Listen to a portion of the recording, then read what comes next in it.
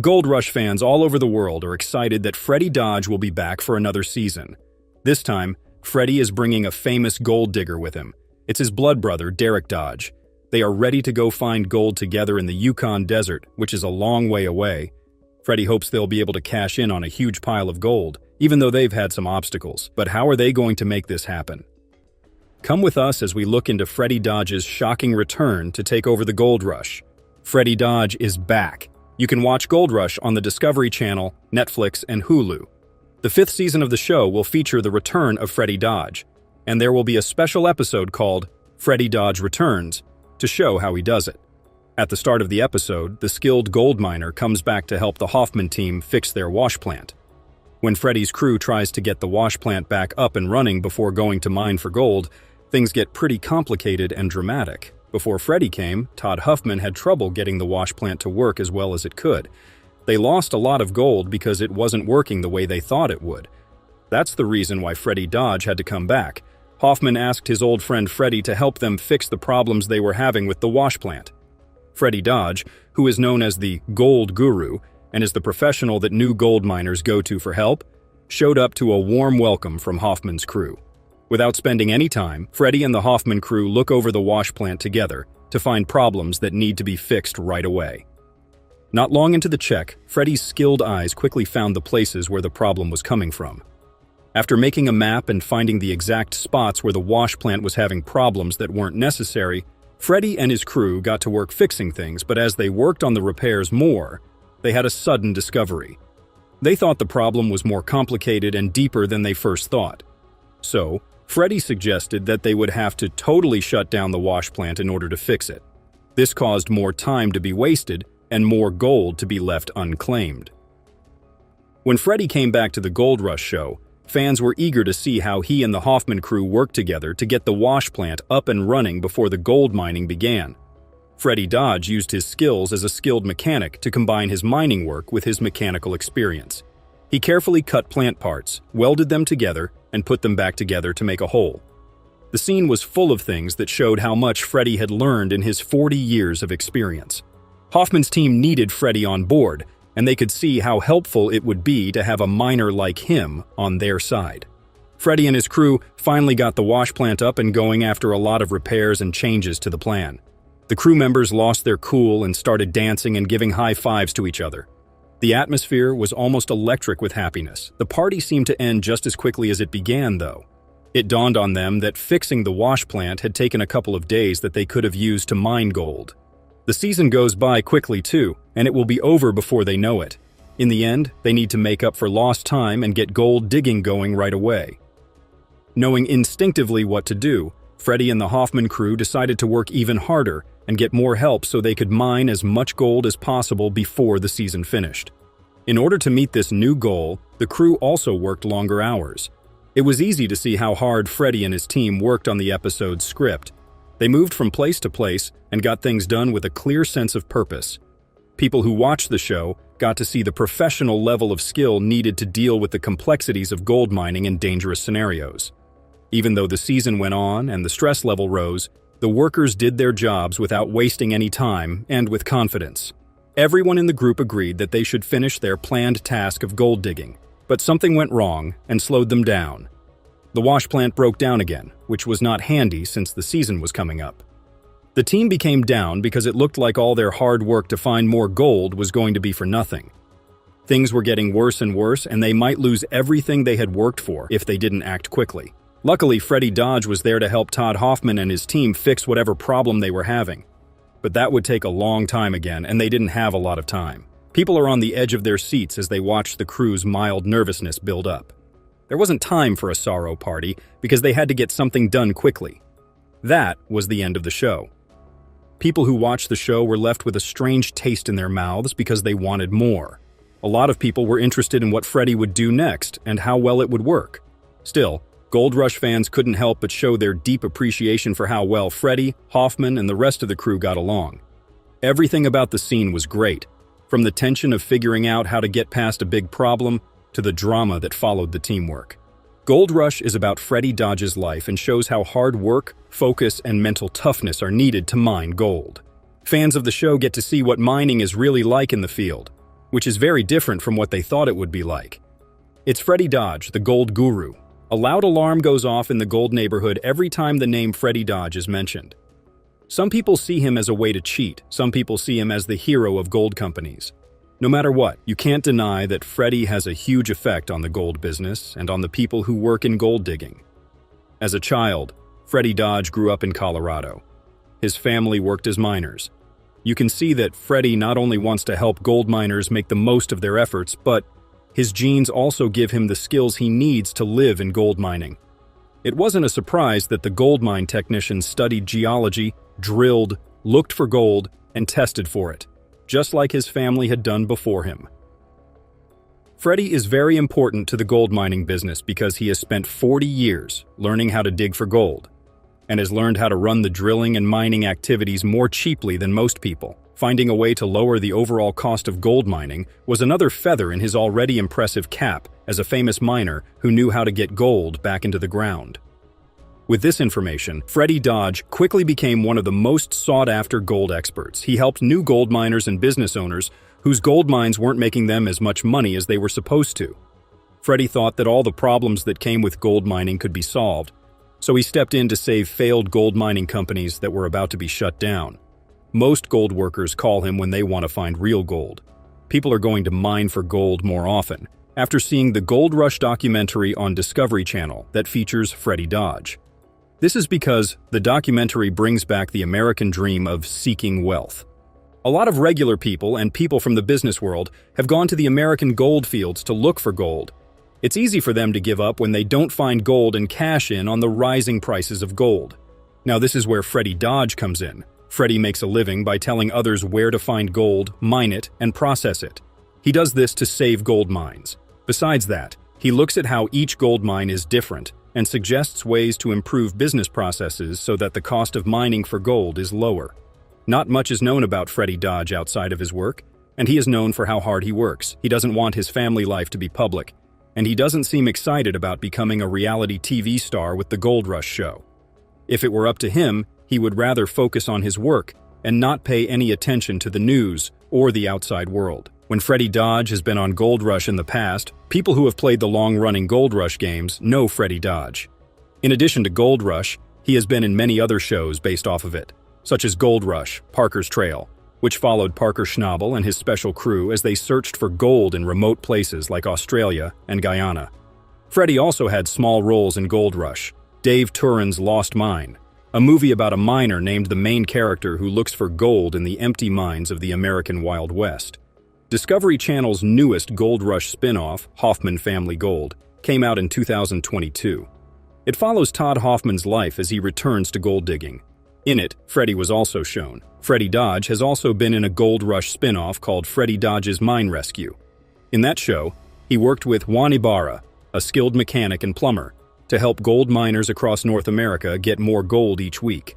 Freddy Dodge's Mine Rescue was the Gold Rush spin-off that did the best at the box office. Viewers loved how honest and hard the work was in helping a failing gold miner get more work in the field. Freddy had agreed with the miner on screen to help raise the amount of gold that was dug up each week. He will get his cut if he is able to do that. He will work for free, though, if he fails. Freddy was under a lot of stress because this was a big task that was being shown live on TV. People put their trust in him and his knowledge at risk. People were paying close attention to him at all times to see how he would reach his goal. All of these things added to the mystery and excitement that made Freddy Dodge's Mine Rescue the most popular of Gold Rush's 8 spin-offs. Freddy's team had to include Juan Ibarra in order to pull off this trick. Juan started out as a plumber and mechanic, but he quit in the middle to become a gold miner. He's had a lot of success since then and is seen by many as a famous gold miner. It makes sense that Freddy Dodge would want to ask him to help with the show. Now Freddy has come back to pick up where he left off in Freddy Dodge's Mine Rescue. Are you excited for Freddy Dodge to come back to TV to take the famous Gold Rush series further? So are we. In the middle of September, clouds were thick over the Klondike, and Tony Beets, who was king of the Klondike, was in a hurry to reach his 5,000-ounce goal. His trial didn't lead to anything, though. After finding this scary thing during the Gold Rush, is Tony Beets' life over? Let us find out. It looked like a big problem as soon as they started digging, but Tony was still hopeful. His main goal was the 80 pup cut, where more than 500 oz of channel gold had just been found. As long as Tony could keep the gold coming in, the veins looked good and paid well. Tony only had 900 ounces though, and the weather was making his plans fail. As it rained, the field turned into a messy mess. No matter what, Tony, who was used to being in charge, couldn't help but think about how it would affect their work. He knew just how dangerous it was, and now he had to face a new truth. This man's drive really moves me, but this task was a lot bigger than his. Tony had already planned to work 24 hours a day, 7 days a week, 12 weeks ago. This showed how determined he was to get through anything that stood in his way. He did things like double the flow of water from the trommel to fit in with the area. It was definitely an even bigger risk. It was a simple goal: get more gold. Tony was responsible for things that happened earlier in the year because he was always eager. Still, the settling ponds weren't strong enough, and there were already signs of trouble there. Over the radio, the team said that several dikes had been broken. Tony had to make a tough choice. He had to shut down the business so he could raise and secure the dikes. In the gold rush, it took a lot of time to make the move that had to be made. They worked hard and sweated to keep water from getting where it shouldn't, because the 80-pup cut had to happen right away. Once more, the water levels were going up and Tony was against them. He couldn't let the weather decide how much money he made in mines. He told you very clearly that you shouldn't mess with your ponds. Tony told his team that they needed to start working on the project right away. Nick, a trustworthy member of Tony's team, was told to keep a close eye on this needless piece next to the pump. It never stopped raining, and the water kept coming. Tony clearly cared a lot about the dikes, and everyone needed to move quickly. He thought about how hard things were for them, and was afraid that he would sink. I believe that being patient and alert are the best things to do in this case. Nature was fighting back, and Tony was in the middle of it all. It became clear that looking for gold wasn't a fun game of cleaning bright little chunks on the patio. It was a battle with time, the weather, and AM's moods that were always changing.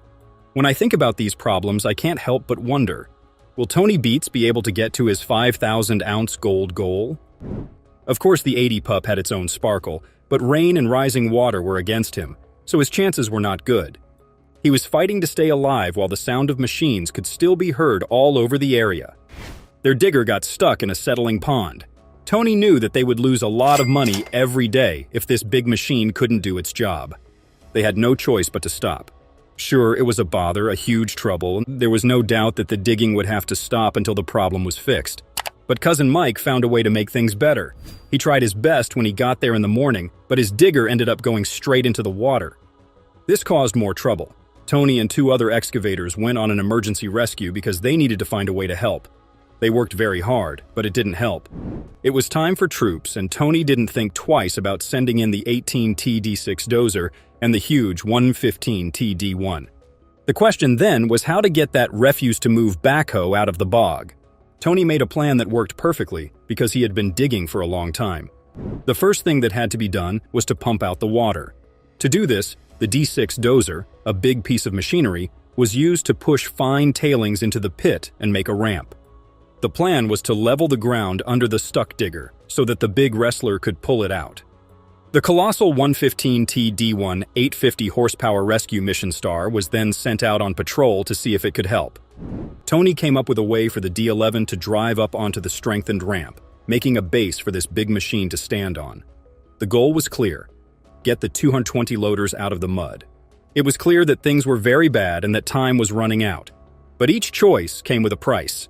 Tony Beats knew what the risks were and thought about how to fix the problem.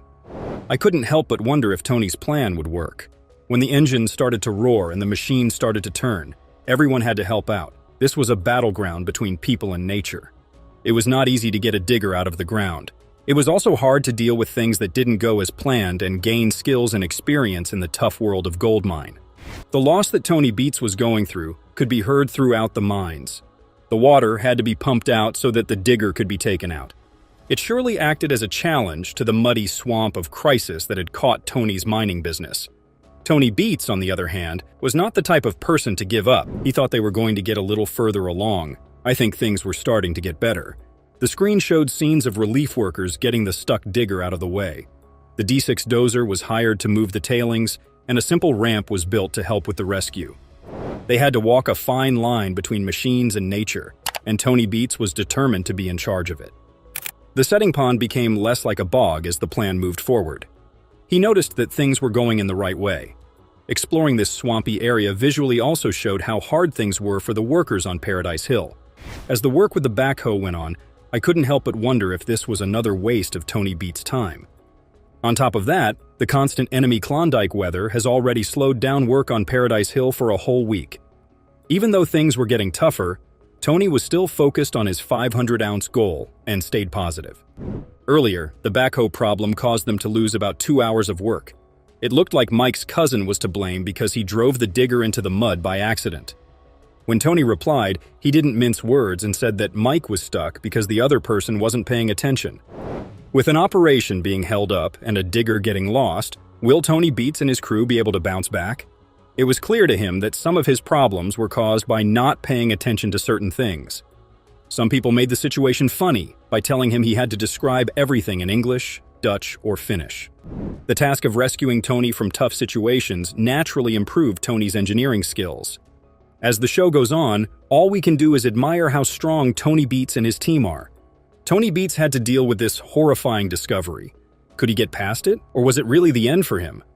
They were going to weigh the gold to see if they had reached their goal. Tony Beats was kind of riding a number-based roller coaster. It meant a huge amount, and the number of ounces meant even more. As they moved through the mine area, 9 diggers called out the count, 10, 30, and so on to keep the family on track.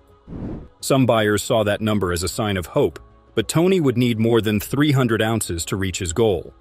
The count then got tense, 240, 250, 260. As he and the others went through rock after rock, the numbers kept going up, from highs to ever higher peaks. In their whole mining project, they were either right or wrong. The ounces kept coming, 350, 360, and more. In 1987, more than $500,000 was made. It was worth $850,000, taking their total to 4,601 ounces. They worked very hard for 6 days and got a great result. The 80 pups crops helped with the success in some ways. Even though Tony knew that, at least they knew what 80 pup could do. Things have been going well with that for a while now. Tony looked into the future to see if he could get an even better number. That's why it didn't matter if they had to sling for a day. As long as gold was flowing, that was what mattered. The gunslingers didn't have any trouble with it. It was clear that they were successful, and Tony could only say that if it paid well, then it was fine. It was very hard to understand, and I was afraid that the weather would get in the way of Tony's plans. Tony was pretty happy with the outcome. It was so clear that the characters were friends and had achieved success together that it made me feel like I could relate to the miners who were fighting nature to get gold. At least for now, the never-ending search for gold has paid off. Watch my older movies if you want to learn more about how the world is changing all the time. Freddy Dodge has returned to the gold rush as a savior to help people fulfill their dreams.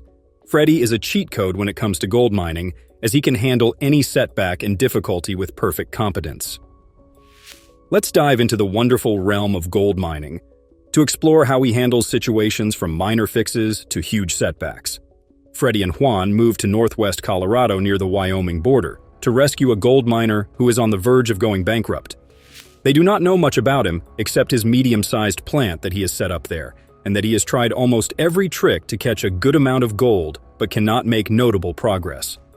They find a small, clean setup upon reaching their destination.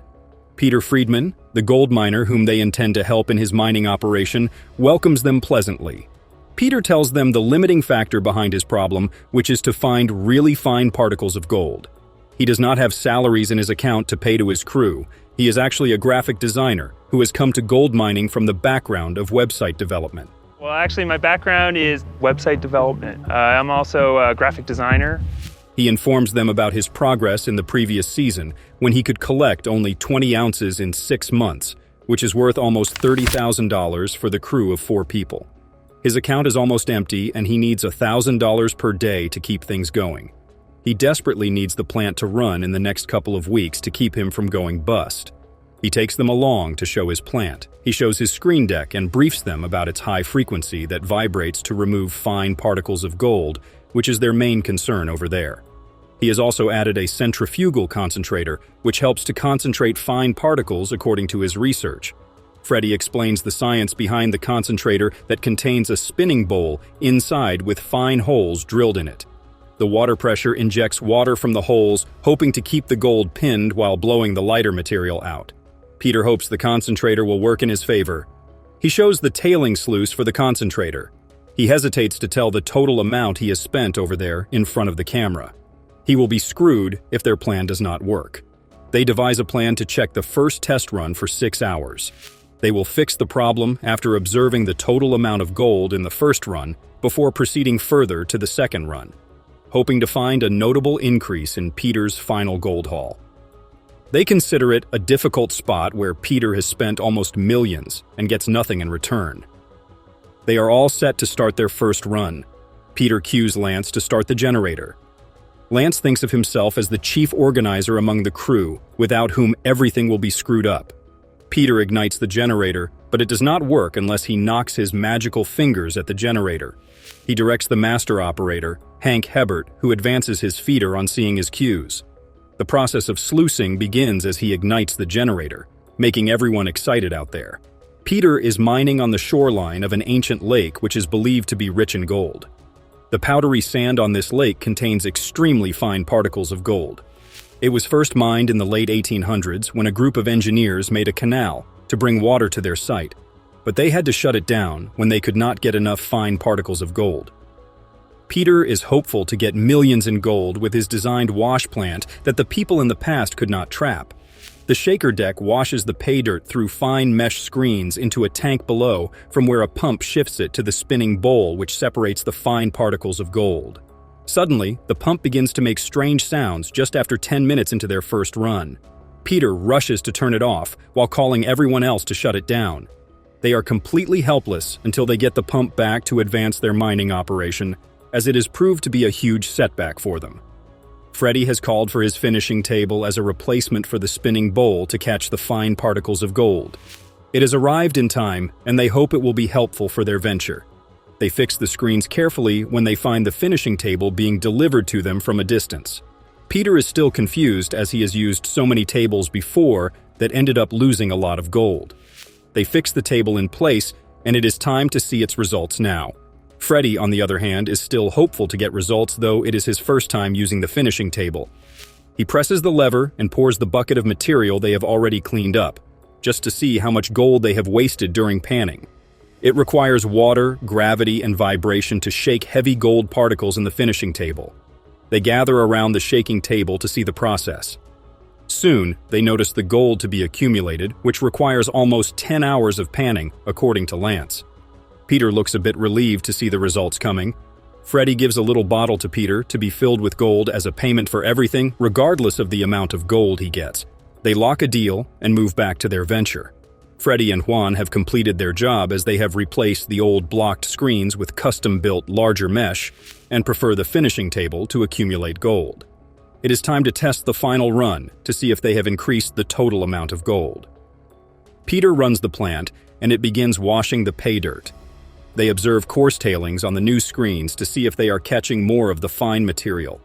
They find it a lot better than the previous ones. Suddenly, Freddy notices that they are losing the fine material once again. Peter rushes to switch on the tailings conveyor that he had forgotten earlier. It has been filled with sand, consequently. It has clogged the wheel, which results in slowing it down and causing the head wheel to lose traction. Freddy and Juan rush to the conveyor and begin to throw some sand on it to generate friction to remove the blockage. The conveyor belt begins to move after a short while and continues the sluicing operation. They get faster results with the help of the bigger screens. Freddy is quite satisfied with his fixes. He hopes to get enough gold when they finish the last test of the 6-hour run. Finally, they gather around the cleaning table to see their final results. They expect to get double the amount of gold as compared to their last cleanup, when Peter got 0.27 ounces worth $500, which is half of his target amount. The gold weighs 0.84 ounces, making a total of 1.44 ounces worth $3,000. They howl in extreme joy. They have made a 400% increase in their gold finds. Freddy and Juan's fixes could make them almost $300,000 over 6 months. Freddy Dodge has come to rescue Derek's mining operation, who really needs his help to get better results. He has to repay his loan and mining costs, and above all, he needs to buy his family their home by the end of fall this year. Freddy explores the bedrock to see a good amount of gold which Derek is wasting in his partiality to the coarse gold. He shows the gravels that move with water, sinking the gold that settles back to the center of the earth. He takes some gravels in a pan to wash it up to see if there is any gold in it. He finds 10 different colors in the pan after washing it. He hopes to find a pretty good amount of fine gold using their equipment. Freddy drives to Derek and Juan, who are all set to weigh their mining outcomes of a 4-hour test run. To meet his ultimate target of 500 ounces, Derek needs the test run to deliver at least 2 ounces. They put the fine gold on the scale that weighs 1.40 ounces. They look a bit perplexed, but they are still hopeful to get a good amount of gold from the cut. Freddy and Juan go aside to discuss their plan to get their desired results. The main issue has come in the material as Derek is passing bigger rocks through the sluice box, and they really need to do something to avoid losing fine gold. Freddy suggests building an additional length of sluice and putting a punch plate upon it to make an undercurrent box. To make it clear, he draws its print explaining it to be a punch plate with riffles underneath, pretending to be a carpet with all the material dumped in it. The riffles in Derek's sluice box create a vortex that forces the gold into the mats, but the large rocks disrupt by washing out the gold over the end of the sluice. Freddy suggests adding another sluice box with punch plates on it to separate rocks from small materials. It will settle the fine gold in the riffles underneath. Juan likes the idea, and they return to Derek to discuss their plan with him. They tell him about the additional sluice box and all about their plan. Derek agrees to whatever they recommend to cover a huge amount of gold in a short period. In the meantime, they are not sure about their plan to work for them. Instead, they are going based on possibilities. Derek is all set to implement their plan as he has already tried so many other ways and is determined to try this one too. Derek needs at least 30 ounces in his first test run to hit his target of 500 ounces. He is so excited to see the results of their new experiment. They wash the material they have gathered in the sluice and find a fine layer of powdered gold. They are extremely happy to find their idea working in their favor. They continue sluicing that way, and finally, they reach to meet Derek and his family holding gold for 4 hours. The gold weighs 0.17 ounces, which is 5.5 grams.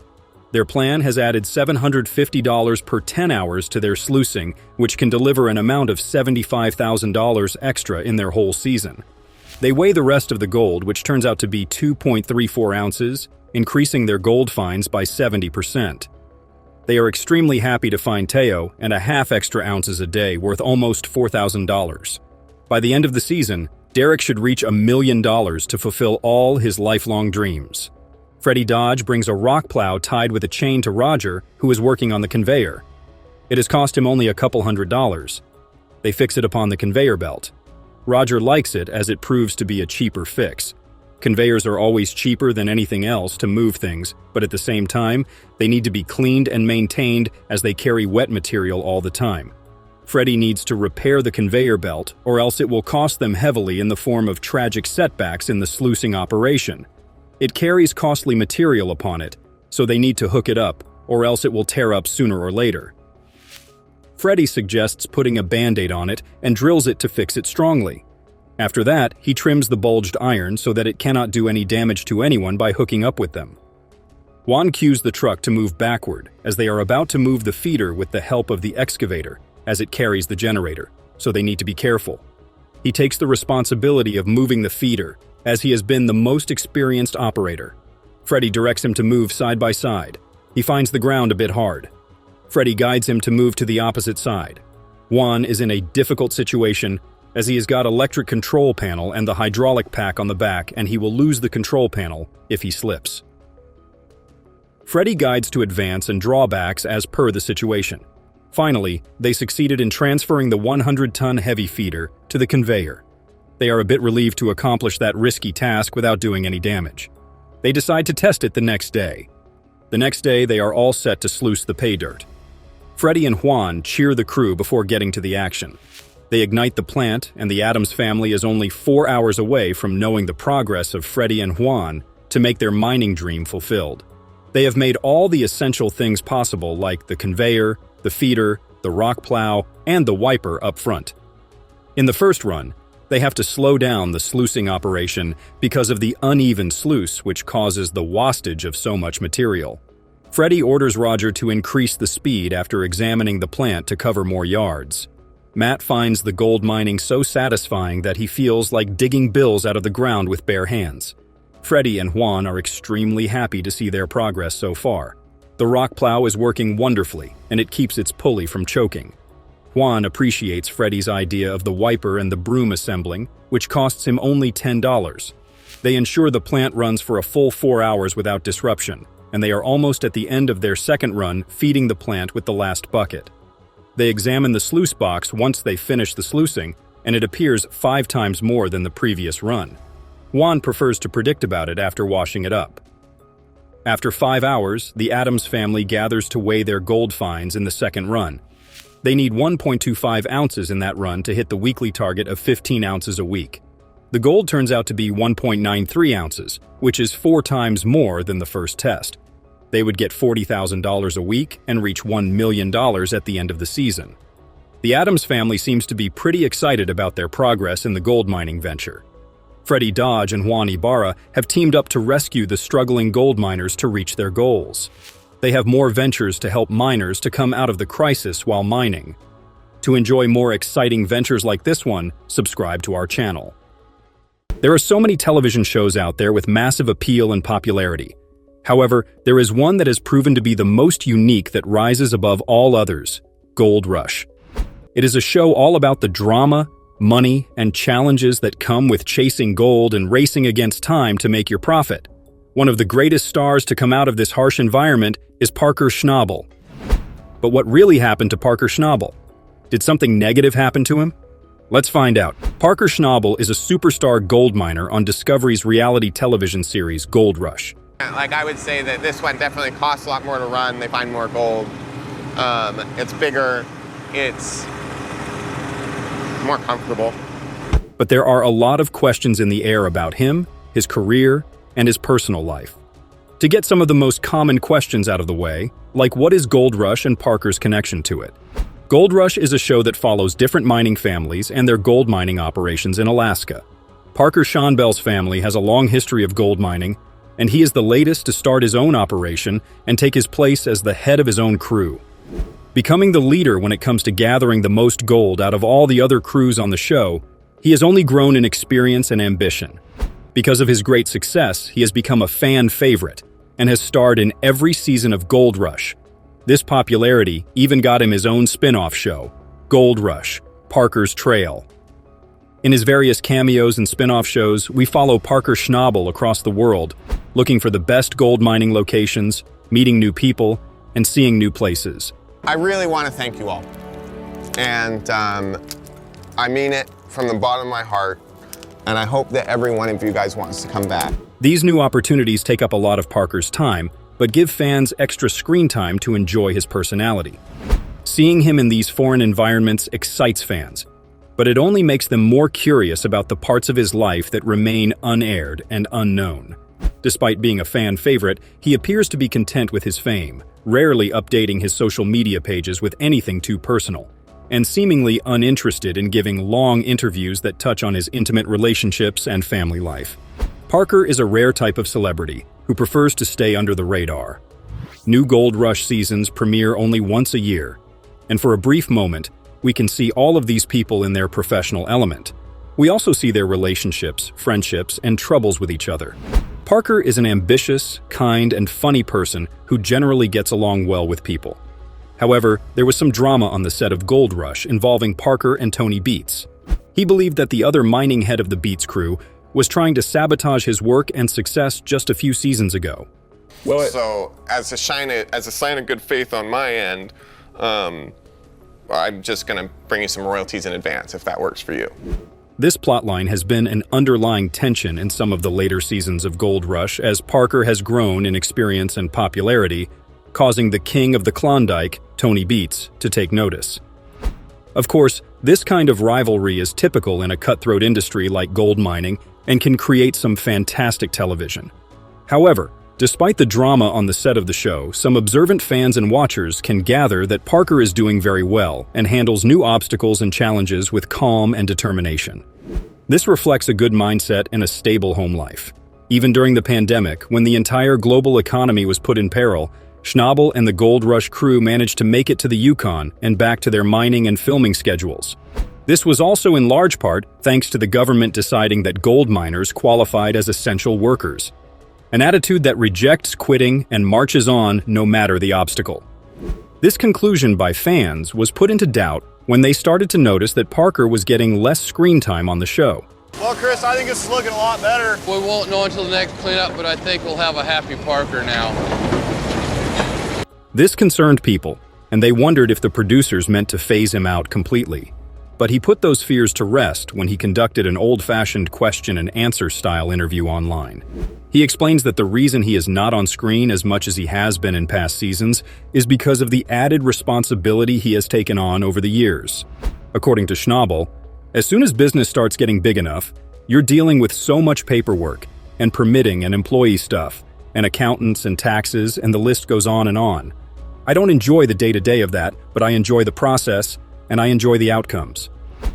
A victim of his own booming success, but he doesn't complain about it much. In fact, he even takes time in this Q&A to praise his crew for lightening his stressful workload. He says having varied skills among miners is immensely important, and when a gold mining operation is on the smaller side, members often need to wear many different hats and engage in different jobs. The good thing about his own workload expansion is that it has caused his employees' workload to shrink a bit. This is because Parker's company has grown, and now they are able to hire more hands to help them out and take different chores off the other miners' shoulders. Over where we're working, we're gonna have some really unstable banks. Don't do anything sketchy when it comes to working around the water. Just always stay way back from the edge. The end of his Q&A session was a sweet and appreciative post to his fans and his team who made all of his success possible.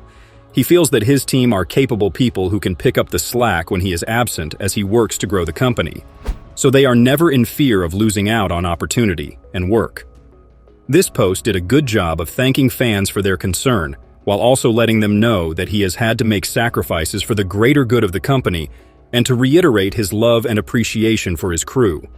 Real fans know that Parker's ambition would never allow for stagnation, and that he always has his priorities in the right order to succeed. He proved this when he answered a fan's question about the toughest challenges he faces on a mine site. Parker explained that the biggest problem that he and his contemporaries face is an industry problem in the gold mining sector. He describes that every industry has what people would coin as the total addressable market, meaning that if a person were to sell newspapers, they would only be allowed to sell to so many people. But this is different in mining. In placer mining in the Yukon, there are only so many ounces of gold in the ground, and they are all fighting over the same ounces of gold.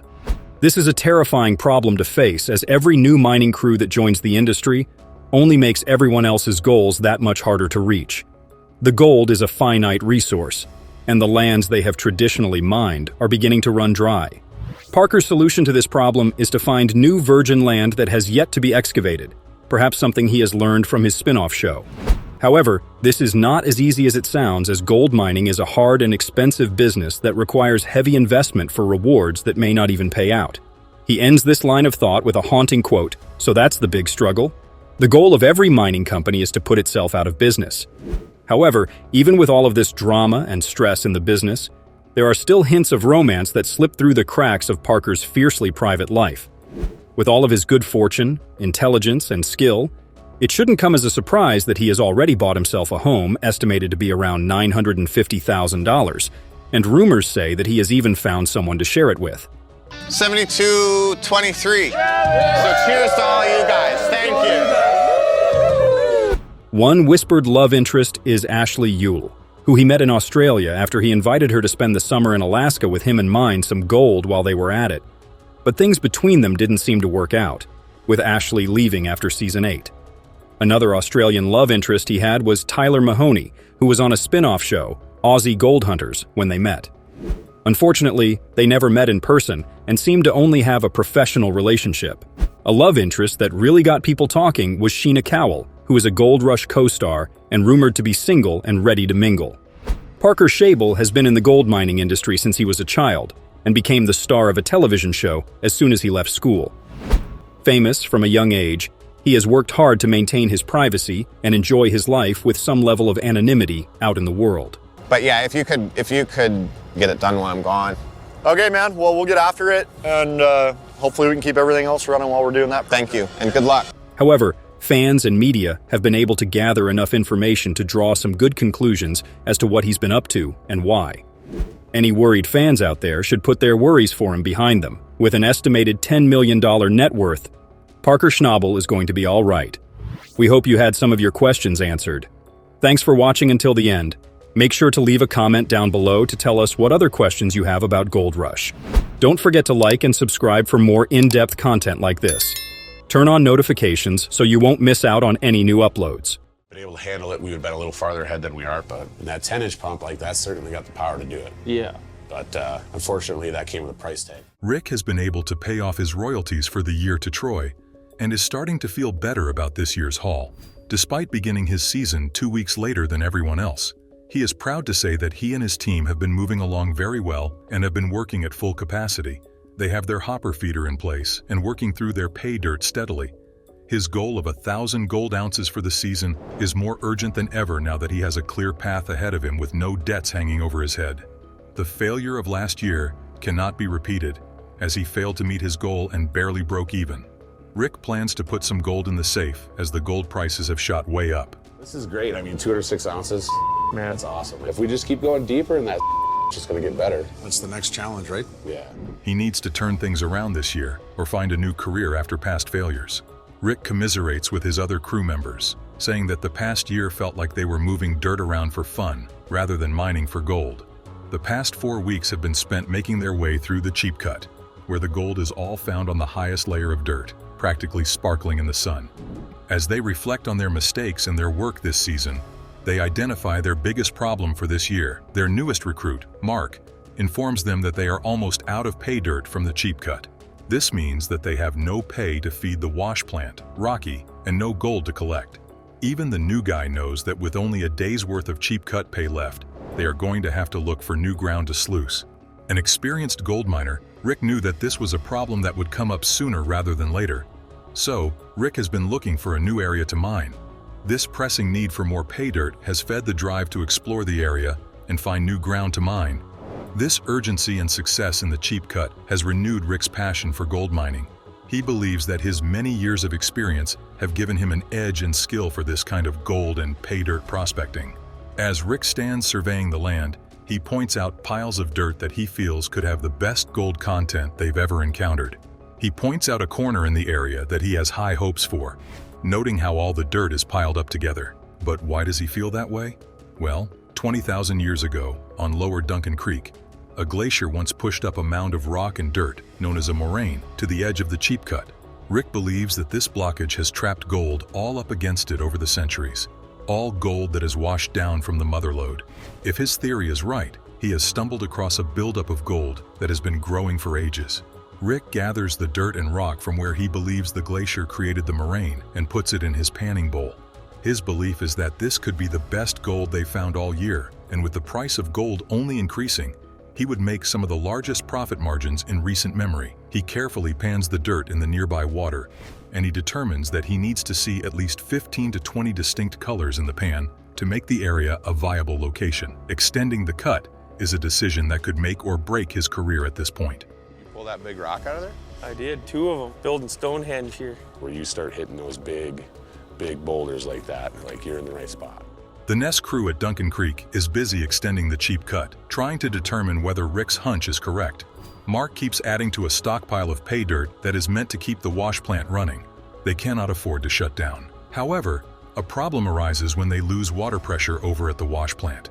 This is extremely frustrating as it feels as though the team is being delayed and set back every single day, unable to catch up. The leak in the water pump is quickly spotted and tells them they have to shut down operations for the day until it is patched. All of this downtime is a huge red flag, so they decide against fixing the leak and instead replacing the water pump entirely. Carl brings in the backup and they hurry to install it with the help of a crane. The replacement won't start up, causing their hopes to come crashing down. Rick Ness needs to calculate whether his decision to extend the cheap cut will pay off. Before getting to the numbers, Rick makes small talk and eases the tension in the room. Part of being a leader is tending to one's subordinates, and that's something Rick doesn't forget. Finally, they get down to business, and Rick pulls out the scale to reach their gold weight. Rick would need an ounce of gold per 100 yards from this extension of the cheap cut. They have run over 7,000 yards, and Rick needs at least 70 ounces from this venture. The gold is carefully poured onto the scale, and it measures well over 70 ounces, reaching 82.37 ounces. This is a fantastic showing, especially because gold prices are up at a massive $1,750 an ounce. This means that Rick has mined $144,000 worth of gold from the cheap cut extension. His hunch, combined with his knowledge of the history and geography of Alaska, has paid off in a big way. This is Rick's biggest haul of the season. Everyone is left amazed, as they have never seen such a good cleanup with their own eyes before. Rick reflects on how they never came anywhere close to this last year. It seems that his theory about the moraine was proven correct, and he found an amazing cache of gold. At this point, it's only numbers like that we need. They kind of got to keep going up, so. Yeah. And I know there's a lot more of it out here, right, on this property, so. A few more hauls like this, and their season will go very smoothly. It also eases concerns that their late start in the season would irrevocably destroy their chances of meeting their gold ounce goal. It's barely September, and the weather has turned colder, covering the land in snow and slowing down operations for the Nest crew. This is a warning that the end of the season is around the corner, despite everyone believing they should still be experiencing autumn weather. Rick is upset, as he believes his wash plant, Rocky, should still be running at this time in the season. However, after helping him bring in his biggest gold ounce haul in the season only a week ago, his wash plant, Rocky, has shut down unexpectedly. The weather will not allow for water to run through the machine without freezing and disrupting the equipment. This didn't stop the team, but the more they tried to push the wash plant, the slower it would go. The longer and longer lengths of time it takes to use the wash plant end up costing them more time and money than just shutting it off. Rick comes to the hard decision that Rocky is done for the year, and now all efforts have to be focused on their second wash plant, Monster Red. While Rick understands that striking out on his own is risky, he thought the rewards would be worth it. A lot of people doubted he would be able to survive on his own like that, but so far, Rick has been able to prove them wrong. However, now with one wash plant down and the weather getting colder by the day, he is starting to have doubts. This is only his third season on his own after leaving the Klondike and finding the big gold in the mountains. Rick has invested a $250,000 deposit to purchase his claims, but the end of the mining season is creeping up, and he still needs 550 ounces to reach his target of 2,000 ounces of gold. Over the walkie-talkies, Rick gets a message asking him to check out a situation the crew is having with water. Rick races down to a massive pond of water where his worker is meant to be smoothing out the area.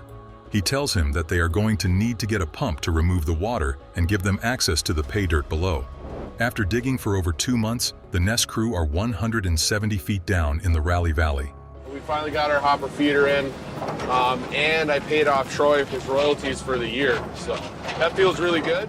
This valley is completely filled with water, making it impossible for their equipment to traverse. The high-grade pay in the Raleigh Valley is something that the entire Nest crew is relying on to save this season and career. The 6 feet of water is a huge obstacle that will take time and money to remove. The pump is working, but the valley has only flooded out again, even with the work put into clearing it, setting them back even further than before. Rick's pump is only 6 inches and is no match against the estimated 6,000 gallons of groundwater currently flooding the valley.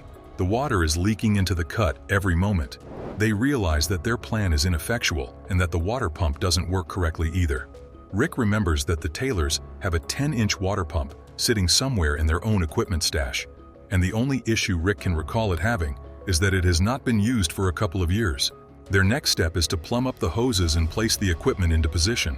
Rick is worried since he knows they don't have much time left, and they need to get to the pay dirt as quickly as possible. The only thing standing in the way is the aider. Chris, a member of the Nest crew, explains that now that they have the 10-inch water pump, they will hopefully get this water cleared and the land dried out soon. Rick managed to drill the hose into place and tells the crew to fire it up. To everyone's relief, the pump turns on. Powered by a giant 465 horsepower dozer engine, the pump is said to be able to empty an Olympic swimming pool in just 70 minutes. This is around 660,000 gallons of water in over an hour.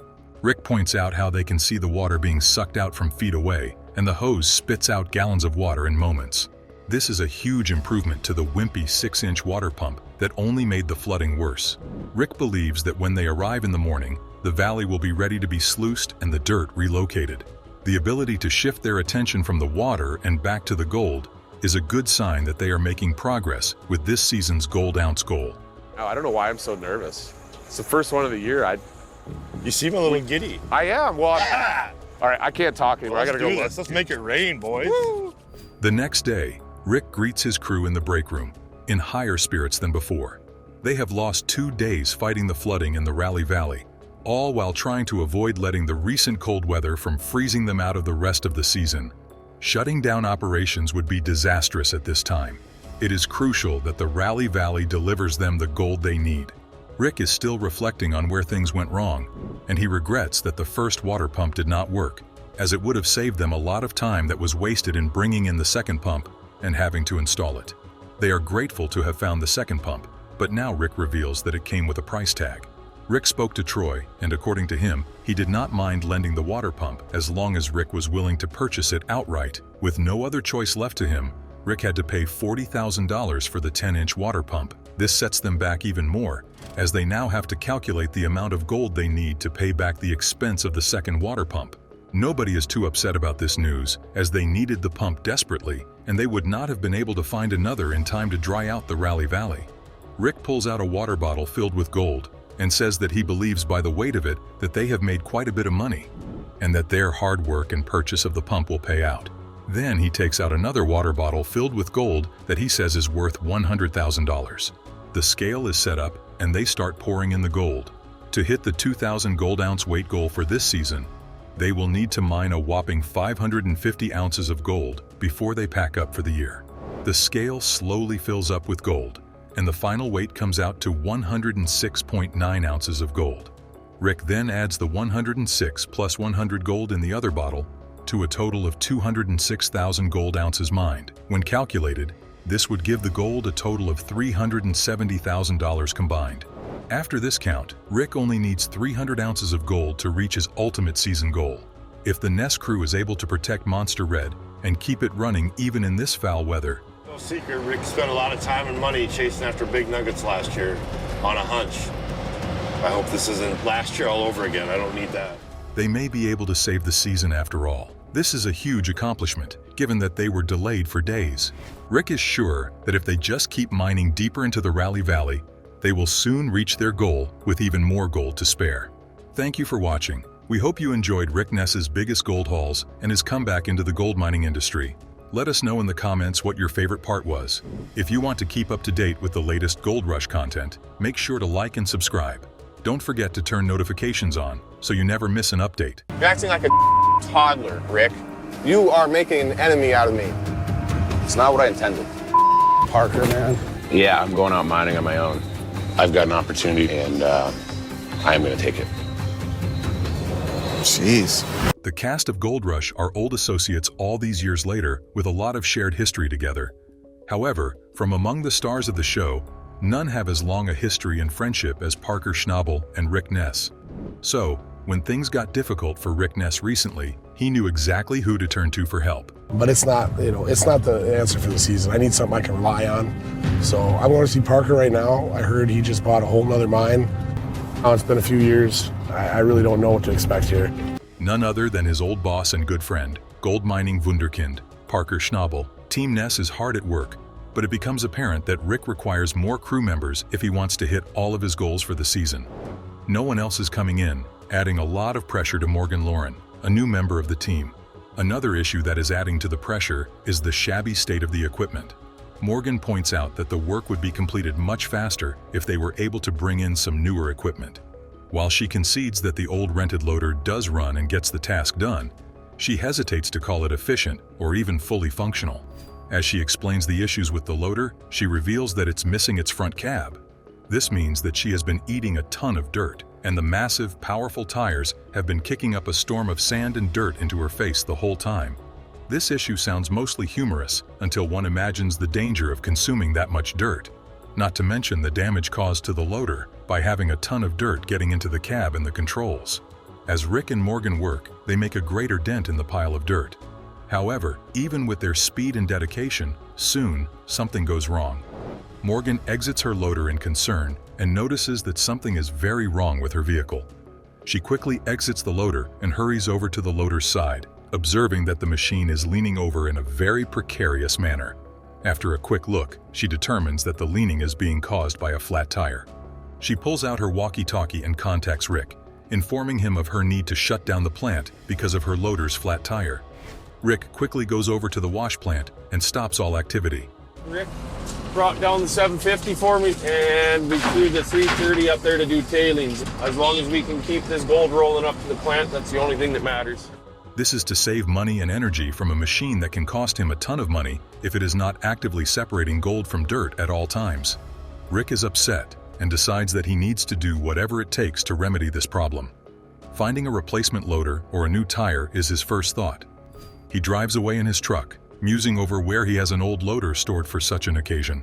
However, after some consideration, he decides that the loader he has is not going to be the answer to this current problem, since he needs something he can rely on, not to break down. This is where Rick explains that he heard his old boss, Parker Schnabel, just bought an entirely new mine and it came with a ton of equipment with it. The hope Rick has is that the equipment will have a spare motor somewhere that he can use. While he is hopeful that Parker will be able to solve his problem, he is nervous to speak to him as it has been a couple of years since they had any real conversation. How you been, bud? Good, how are you? Good to see you, man. Good to see you too. So you're back. I'm back. How are you feeling? I feel great. Good. Yeah. Rick doesn't know what to expect, but thinks that they'll be able to make a deal. Parker and Rick have a history as deep as any mining operation, having met when Parker hired Rick when he was 17 years old and just starting his career in the gold mining industry. At the time, Parker wasn't the big shot buying multiple million-dollar mines. He had just a small gold claim to his name. However, these early days are critical to the man he would become, and Rick was a crucial component to his success. Rick and Parker worked together and created a deep bond as they rose in experience and achievement those first few years. Rick Ness eventually became Parker's foreman, but not everything was smooth sailing. When their relationship started to get rocky, they said things to each other they couldn't take back. This was a huge turning point for Rick Ness, because he decided that what he really wanted was to strike out on his own. Rick informed Parker that he had received a great opportunity to be his own boss, and he was going to take it, quitting his position as foreman for Parker's crew. It was a difficult parting, and since then, they haven't spoken face to face until today. Rick expresses his excitement to see his old friend again and hopes that Parker will feel the same. Can you believe that? How much does that weigh? That one is 1.54 ounces. Oh my Lord. Yeah. Wow. There is also the issue of Rick's break from gold mining last year, which he is sure Parker already knows about. He wonders if those rumors will change the reception he gets from his old boss. Parker comes down from his loader and immediately makes a joke as he greets Rick. Rick picks up the joke and they share a big laugh, breaking the tension immediately. It feels as though no time has passed at all as they hug.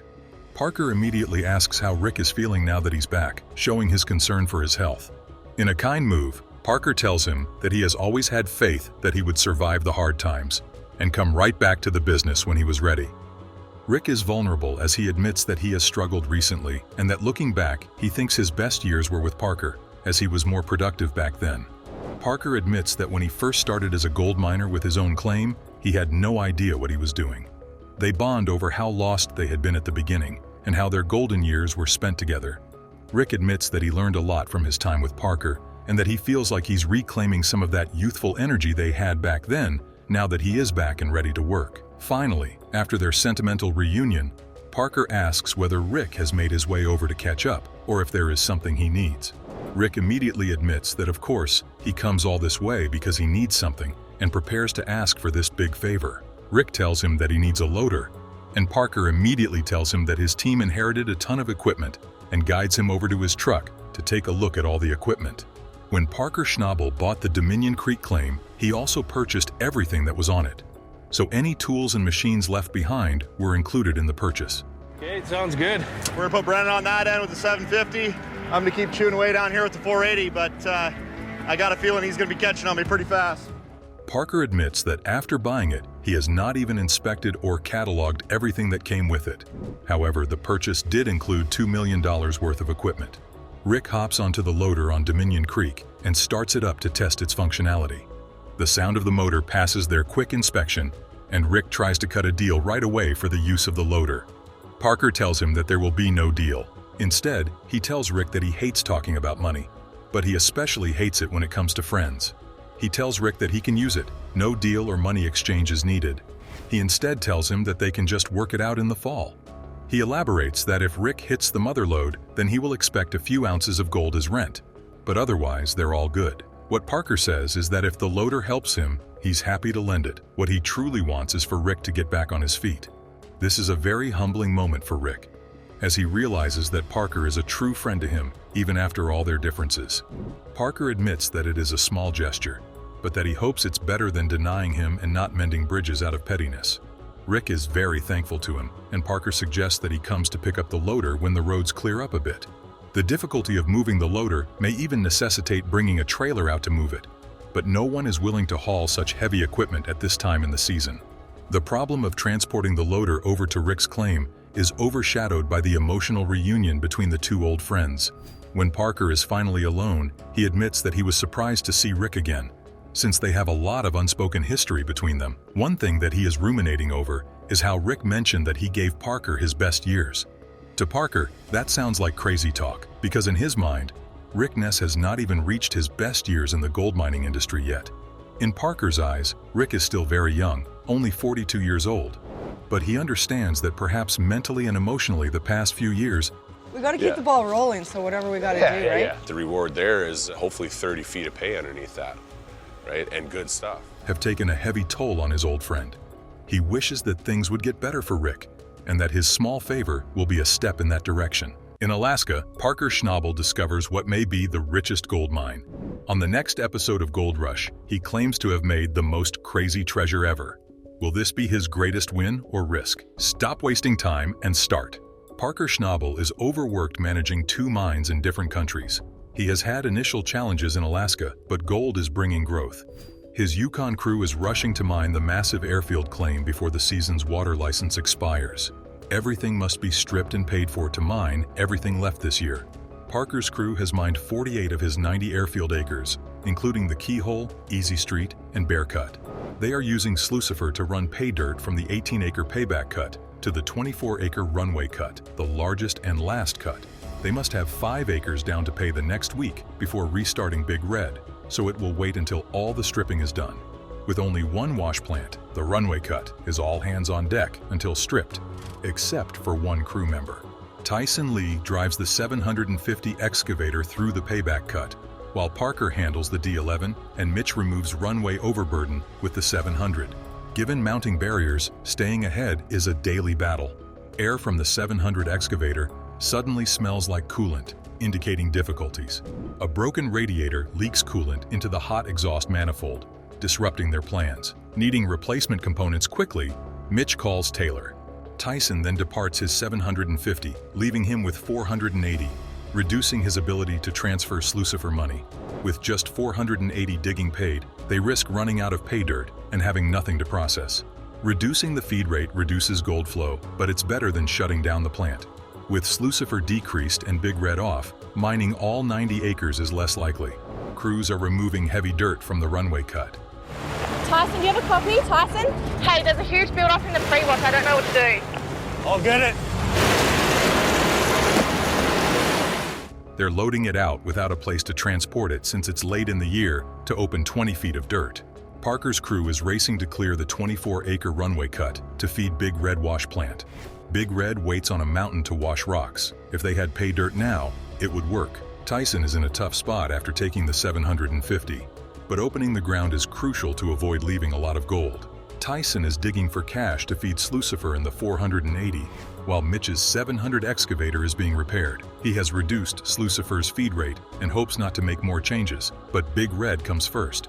However, Taylor arrives with wonderful news.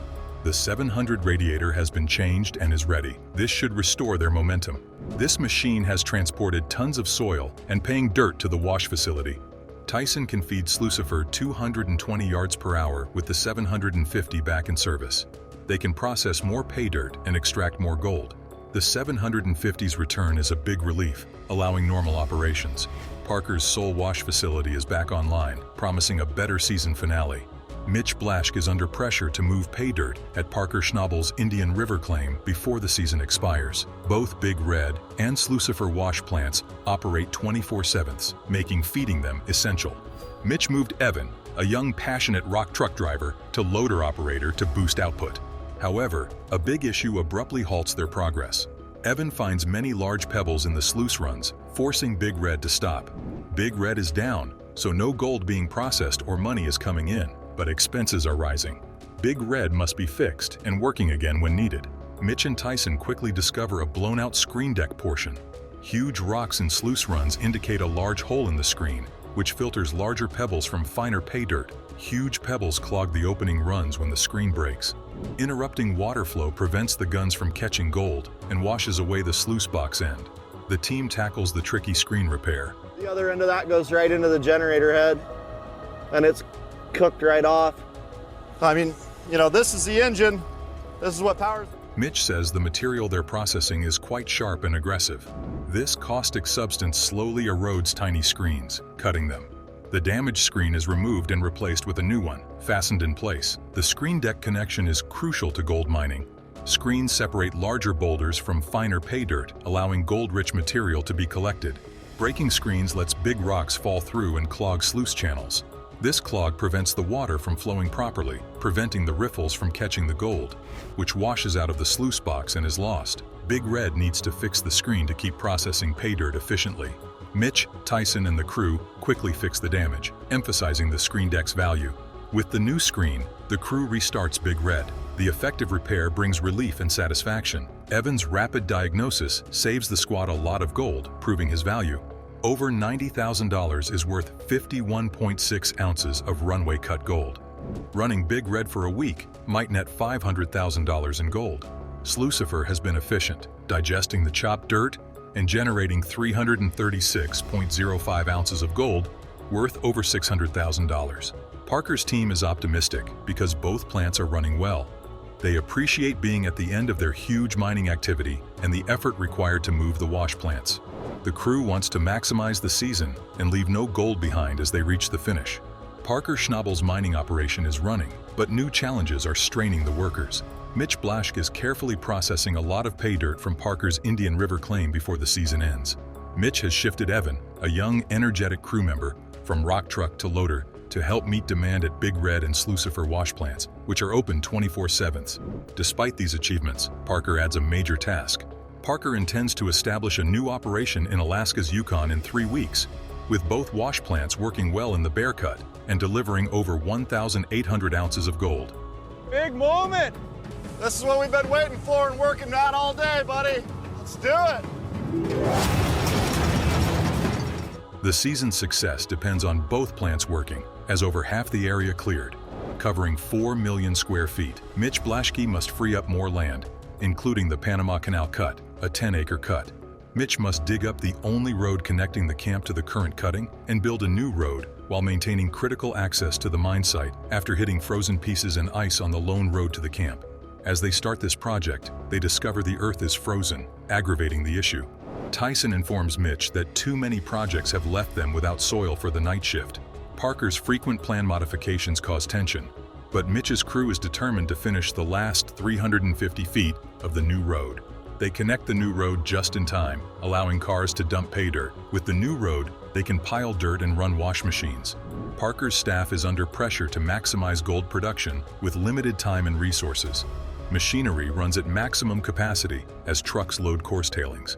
Parker's all-or-nothing decisions push the crew. In 12 hours, they finish the road, enabling vital wash plant access. Mitch examines Parker's bold strategy, knowing that gold miners cannot hold gold underground. Justin and Tyson contend with frozen pay dirt impeding gold recovery in the machine. Cold spring weather makes the permafrost refuse to thaw. The frozen substance makes stripping and hauling difficult, despite their best efforts. Mitch agrees to temporarily shut down the plant to melt and strip after discussing the issue. Though risky, they believe it's necessary to maximize gold recovery over time. By freeing up labor and resources, they aim to strip more efficiently when the weather improves. The workforce prepares to melt and strip as the facility closes, knowing that their success depends on their ability to respond to challenges. They take the risk with drive and teamwork, knowing it will pay off. Parker's decision to cease operations on Big Red because of financial worries There you go. That's dead nuts. I just need a rock. Yukon hammer. is a deviation from their usual 24/7 running plan once sluicing begins.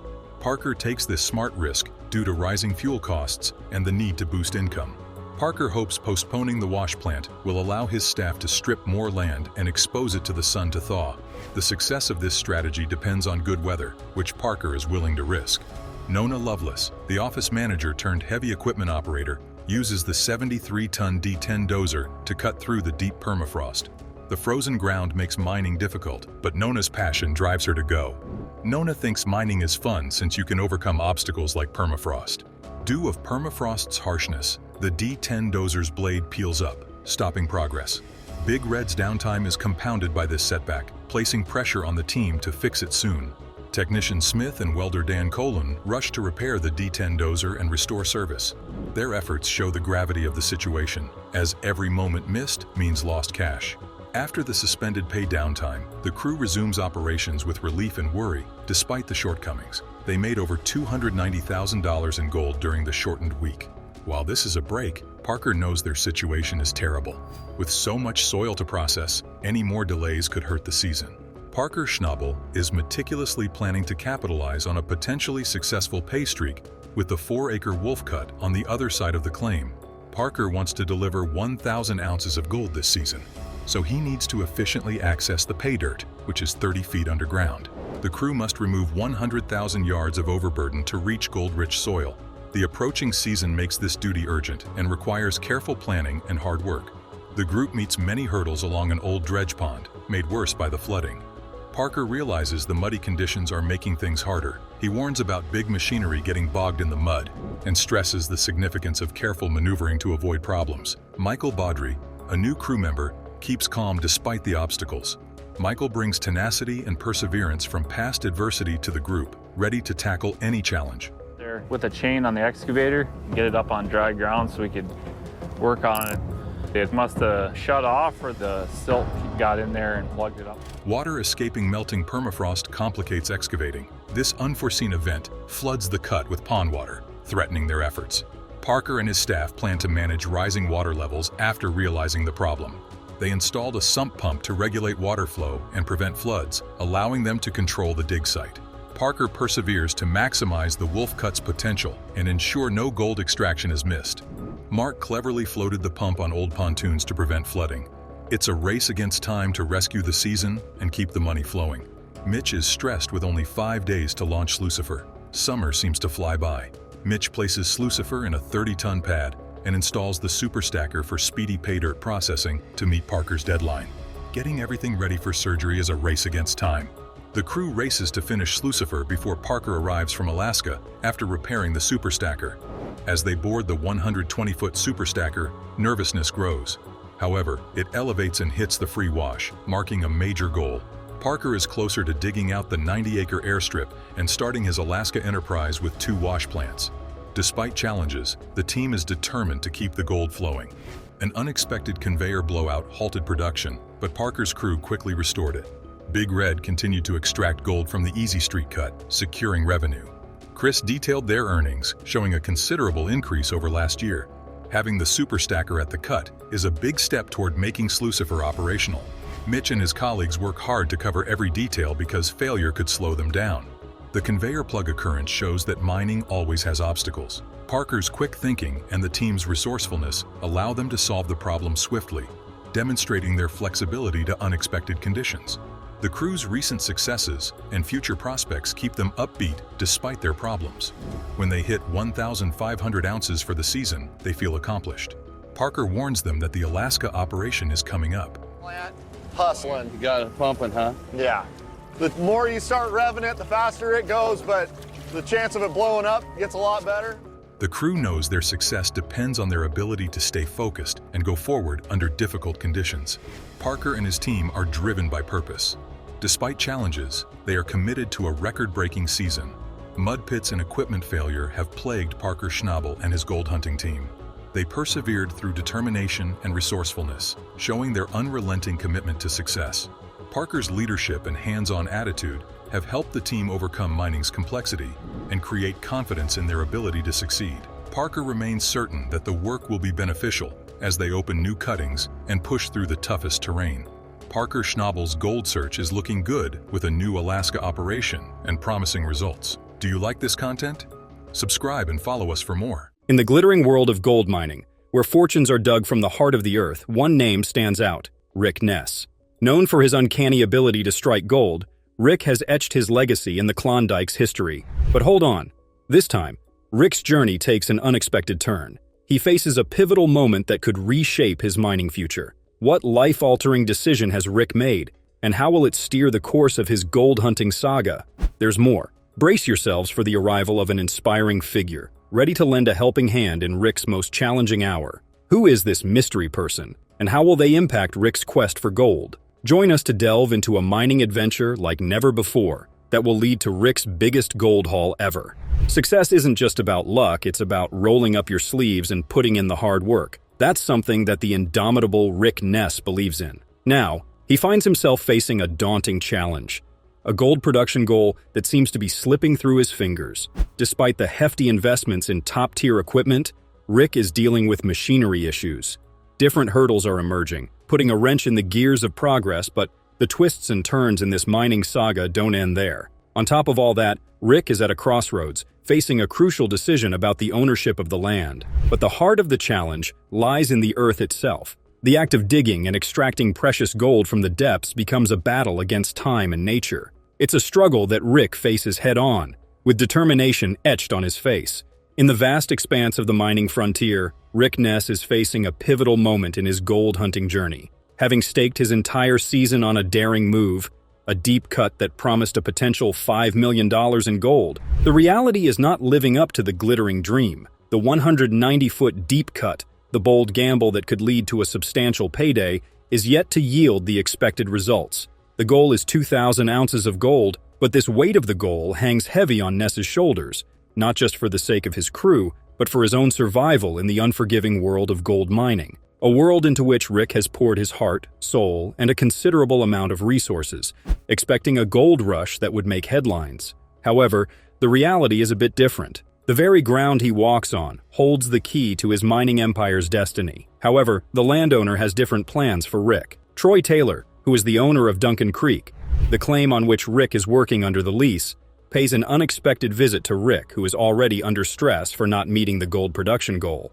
Cutting right to the chase, Rick questions the purpose behind Taylor's unanticipated visit, and Taylor, without beating around the bush, dives straight into the heart of the matter.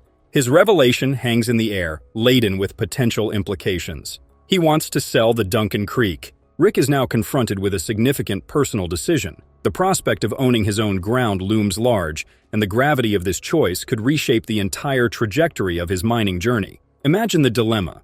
On one side, the security of owning the land beneath which potential fortunes lie, and on the other, the challenge of meeting the production goals with the clock ticking. It's a decision that could either propel Rick into a new era of mining success or add another layer of complexity to his already intricate venture. But that's not the interesting part. Taylor, with a matter-of-fact demeanor, reveals the terms. $250,000 as a down payment, equivalent to 150 ounces of gold. Now that's how you make a deal with the gold diggers. Surprised by the unexpected proposition, Rick finds himself deep in thought. The idea of owning the very land he's been working on is both appealing and overwhelming. Unsure about taking such a significant step, Rick acknowledges that he is not sure if he can take such a massive step at this already challenging moment. The financial commitment attached to this decision plays on his mind, creating a whirlwind of considerations. As the discussion unfolds, Rick wrestles with the weight of this unforeseen opportunity. The offer of $250,000 or 150 ounces of gold is undeniably substantial. Troy Taylor, after presenting the terms, leaves Rick to contemplate the magnitude of the decision. The gravity of the situation hangs in the air, and Rick is left to grapple with the potential impact on his gold mining journey. The allure of ownership clashes with the daunting prospect of financial responsibility, setting the stage for a pivotal moment in Rick Ness's mining saga. How will the mind boss navigate this unexpected twist in the tale? Will he seize the opportunity, or will the weight of the decision prove too much? The stakes are high, the pressure is on, And the future of Duncan Creek claims hangs in the balance, but it's the mine boss we're talking about. And to make the decision, he has to tackle the other obstacles first. Every miner knows that a glitch in the machinery can translate to lost time and, more importantly, lost gold. Despite heavy investments and state-of-the-art machinery worth millions, the results are not quite hitting the mark. It's a tough spot to be in, especially when your aspirations are as grand as Rick's. The machinery, boasting cutting-edge technology, stands as a testament to Rick's commitment. But, as every seasoned miner knows, the gold beneath the ground doesn't always give in easily. Rick is stuck dealing with a big problem, and he can't tackle it solo. He's in need of help, but the question is, who can he turn to? The first person who crosses Rick's mind in this crucial moment is none other than his reliable dad. With winter approaching, he calls his father for assistance, hoping to bring in the energy needed to finish the season strong. Rick's dad shows up and is pretty amazed by the whole mining setup. He's all in to help out however he can. The two of them now tackle the problem together, dealing with the challenges of mining and figuring out a way forward. The first problem he deals with is the wash plant. With Monster Red running on a tight crew, Rick faces a tough time finding more workers. His dad jumps in to lend a hand and keep things going smoothly. Seeing the mining operation scale, Rick's dad figures he can help out. Without any hesitation, he gets down to work, doing everything needed to keep Monster Red up and running. At Duncan Creek, Rick encounters a hurdle with his 700 excavator. A cracked hydraulic line threatens to slow down the crucial task of clearing tailings. It's a setback that demands immediate attention. Rick, with a determined look on his face, asks his dad to help there too. Rick's dad, not a stranger to hard work, steps into the role of a makeshift mechanic. With tools in hand, they inspect the excavator, and the problem becomes clear: a cracked hydraulic line. It's a hands-on challenge, but Rick's dad isn't one to back down. They work together, making the welding process seem like a puzzle they are determined to solve. After a series of intense efforts, welding, and a bit of elbow grease, the hydraulic issue is fixed. The 700 excavator roars back to life, ready to dig into the tailings and keep the gold production on track. It's a testament to the resilience of the team and their ability to handle unexpected setbacks. With the excavator back in action, the crew dives back into their work, ensuring that every bucket of pay dirt contributes to their season's ambitious gold goal. Whether it's fixing up equipment or helping out in the wash plant, Rick's dad becomes a key part of the team. His experience and hands-on approach bring a new burst of energy, making sure every part of the mining process works like a well-oiled machine. The teamwork between father and son turns challenges into victories. Together, they tackle the ups and downs of mining life, using their combined knowledge to handle whatever comes their way. As Monster Red chews through the pay dirt, it's not just the machines doing the heavy lifting. It's the power of a united team working towards those big gold goals. Despite the challenges, including equipment breakdowns and a flooded cut, the team is determined to reach the season's gold target of 2,000 ounces. The camaraderie between Rick and his dad becomes evident as they tackle repairs together. From fixing machinery issues to maintaining equipment, it's a hands-on collaboration that highlights the importance of a reliable support system. Rick's dad, a testament to the saying, "Actions speak louder than words," embodies the spirit of a true partner in this challenging gold mining journey. Even with the valuable assistance from his dad, Rick finds himself caught in a web of challenges that extend beyond the immediate repairs. In the pursuit of the elusive gold goal and land ownership, Rick must not only contend with mechanical hurdles, but also navigate the intricate dynamics of the gold mining world. Each step forward requires a careful calculation, a strategic move, and a relentless determination to overcome whatever obstacles lay in his path. The journey is far from over, and the suspense continues to build as Rick strives to turn his mining dream into a golden reality. And to achieve his dream, he has to beat the cold. As winter's chill creeps in, Rick Ness finds himself standing at the crossroads of a critical decision: how to increase gold production before the icy grip of winter puts a freeze on their operations.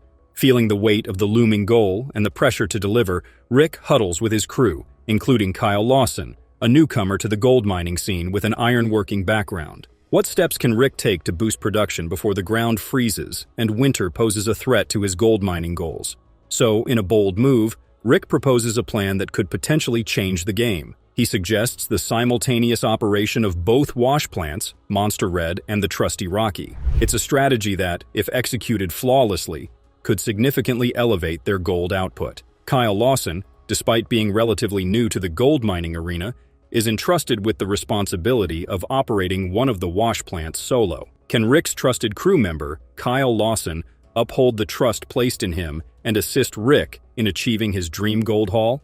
Well, the announcement hung in the air and the crew sensed the gravity of the situation, and Kyle, with a mix of nerves and determination, accepted the challenge. Operating a wash plant alone can be quite overwhelming, especially for someone still getting the hang of things.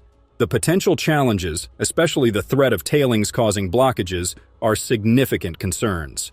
Duncan Creek is ready for a high-stakes operation. With determination etched on his face, Kyle makes his way to the wash plant. The rhythmic hum of the machinery echoes through the mining site as Kyle navigates through the controls, juggling the intricate dance of equipment and pay dirt. The crew watches with bated breath, unsure of what the outcome will be. Despite the initial nervousness, Kyle begins to find his rhythm. The wash plant responds to his commands, and the pay dirt starts flowing smoothly. The potential catastrophe of tailings causing a shutdown becomes a distant worry as Kyle defies the odds and keeps the operation running like a well-oiled machine. Another problem solved, and now just one to go, till Rick smoothens his journey towards his goal. Rick Ness is facing another tough challenge that could make or break his entire season. The crew has been digging for 10 weeks, and finally, they hit the good pay layer they've been aiming for. But there's a major setback. The whole area is flooded with 6 feet of water. To tackle this problem, Rick decides to bring in a robust 10-inch pump, generously provided by the landowner, Troy Taylor. The team gets to work, setting up the pump with hopes that it can handle the large volume of water in the cut. Success with the pump is crucial because it's the key to drying out the area, enabling them to get to the valuable pay dirt below. Despite facing obstacles, including the hefty $40,000 cost of the pump, Rick stays positive and determined. The moment arrives as the pump kicks into action, proving its worth against the waterlogged conditions. With the flooded area slowly drying up, the crew can finally focus on what they came for, extracting the long-awaited, valuable pay dirt that could turn their luck around. As the week unfolds, the results exceed expectations. The gold weight from Monster Red and Rocky combined paints a picture of success. The decision to entrust Kyle with a crucial role pays off. Rick's strategies and his dad's love prove that sometimes the boldest moves and the company of the loved ones lead to the greatest victories. After the challenges, the narrative takes an unexpected turn, injecting a dose of triumph into the mining saga. The crew, once faced with uncertainty, now stands united, motivated by the success of a well-executed plan because they are about to achieve the unexpected. So, here they have it. A whopping 219.8 ounces out of Monster Red and an additional 95 ounces from Rocky. Time for drumroll, because the grand total stands at an impressive 315 ounces, translating to over $500,000. You heard it right, folks. This is not just another gold weigh-in. It's a record breaker. The excitement can be seen as Rick and the crew revel in the victory. This achievement marks their biggest gold haul ever, a remarkable feat that's sure to go down in mining history. The mining site buzzes with newfound energy, and Rick's gamble seems to be steering them in the right direction. This success is not just a number on the scale. It's a testament to their resilience, determination, and the unwavering spirit of the team. But there is still one thing to do. The taste of success lingers in the crisp Klondike air as Rick heads to meet with none other than Troy Taylor. In a moment of revelation, Rick unveils his decision. The words hang in the air as Troy Taylor's eyes light up, mirroring the excitement of sealing the deal. Rick declares that he is ready to buy, making it clear that he's ready to take the plunge and make a substantial commitment. Despite recent challenges, the crew comes together to celebrate their hard-earned success. Cheers echo through Rally Valley, a testament to their resilience in the face of adversity. The journey is far from over, and Rick Ness is unwavering in his quest for the hidden treasure beneath the Klondike soil. Can Rally Valley yield the massive gold discovery that could change Rick's mining destiny? The adventure presses on, with each ounce of gold bringing them closer to their ultimate goal and every challenge strengthening the crew's determination.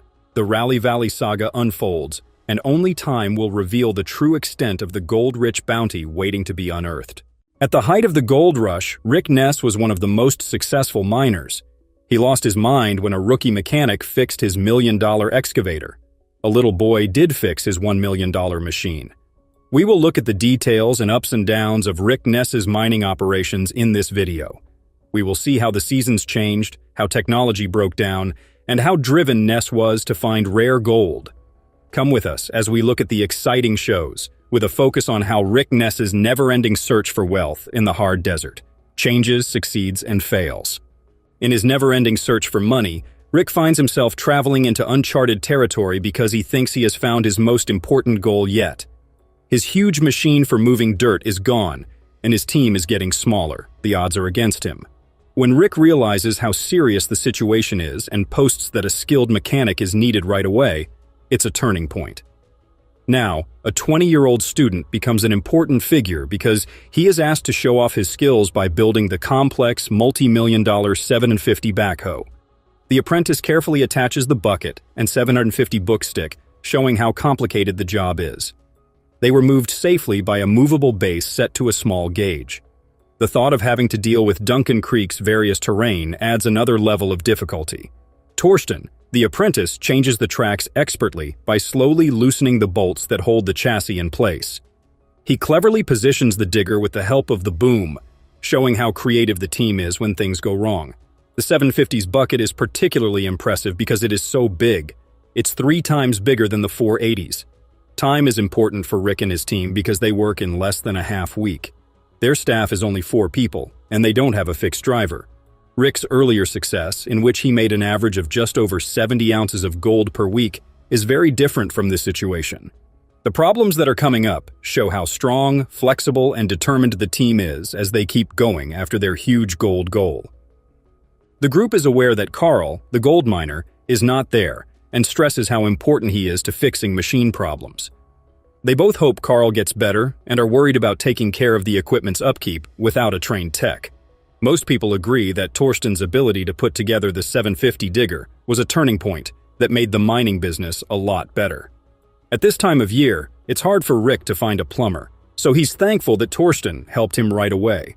As the team gathers for the weekly gold weigh, Rick talks about the effects of having a smaller staff and the need for a worker to fix problems with the pumps. Even with all of these problems, the crew stays friends, and they raise a glass to the amazing gold crop that only 4 crew members, including the new Torsten, were able to handle. The story shows how flexible, determined, and flexible the crew was in getting past problems so they could reach their gold mining goals. The team is still dealing with the problems of the season. They are looking ahead with a mix of determination and confidence as the successful end of the gold weight has given them hope. And yet, none of these problems affect Rick in any way. In fact, they might even be a good thing. We can see that Brennan has a hard time because he can't find any good land. He doesn't care and takes a wild guess as to where a new cut should be made. Almost magically, the chosen area is cleaned up and fully open in a matter of seconds. When people find possible gold in a test pan, they decide to call the new site the Bacon Strip. During the gold rush, there is a tense moment when the parking brake on a rock truck gets caught on a pile of pay dirt. Even though the rescue is shown with dramatic music and quick cuts, the story makes fun of the fact that, to everyone's surprise, no one dies. The episode ends with a smooth cleanup that yields a respectable 75.92 ounces of gold. But things change in the gold rush game when Rick's team goes through a number of staff changes. Riley is the rock truck driver he gets right away after losing the first one. A slightly inflated story about a rock truck losing a tire shows how the crew reacted to what turned out to be a pretty small problem. The following day takes a surprising turn when Riley, the new driver, suddenly disappears. The crowd gets to see Rick's girlfriend learn how to drive a rock truck after she offers to take over. As a joke, the announcer calls this part of the show the perfect blend of boredom and boredom.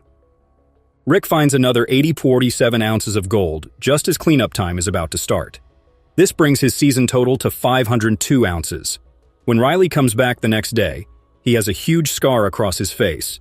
And the story continues. He gives an account that includes a fight, a trip to the hospital, and having his phone taken away by the police. Even though things didn't go as planned, Rick is glad to have Riley back with the team. The crew's original happiness and excitement quickly faded when they realized there was a major problem. There was a sudden wave of fear among the team, because that's when they found out there was a crack between the plant and the pre-wash that opened up without warning and let water out, which is very bad for the mining operation. Figuring out why there is warning is easy once the 2 9-inch steel pins that were joining them are found to be missing. But even though this is a worrying development, no one seems to care. The crew makes 2 new pins to fix the problem. As the team tries to get past the hurdles, more problems come up because rocks can pass through the holes in the screen deck. In an effort to save the situation, they glue steel plates over the holes. It's too bad that the cleanup only turns up 40.64 ounces of gold. At this point, everyone is upset about how limited their current wash plant is. Strangely, there was no reason for why Rick wasn't using Monster Red, the wash plant he had worked hard to fix up over the off-season. The mining team has to make some tough choices that are getting more and more interesting as time goes on. Now though, Rick seems to have forgotten how much work he put into Monster Red over the winter when Freddy and Juan show up to fix his wash plant. It takes 4 days, but they quickly put in the new punch plates Rick bought, even though they are a bit too thin. Surprisingly, Freddy and Juan are able to solve the problem without any problems at all with a little help from Chris. As Freddy and Juan work on the repair, the story moves smoothly and shows off their skill and knowledge.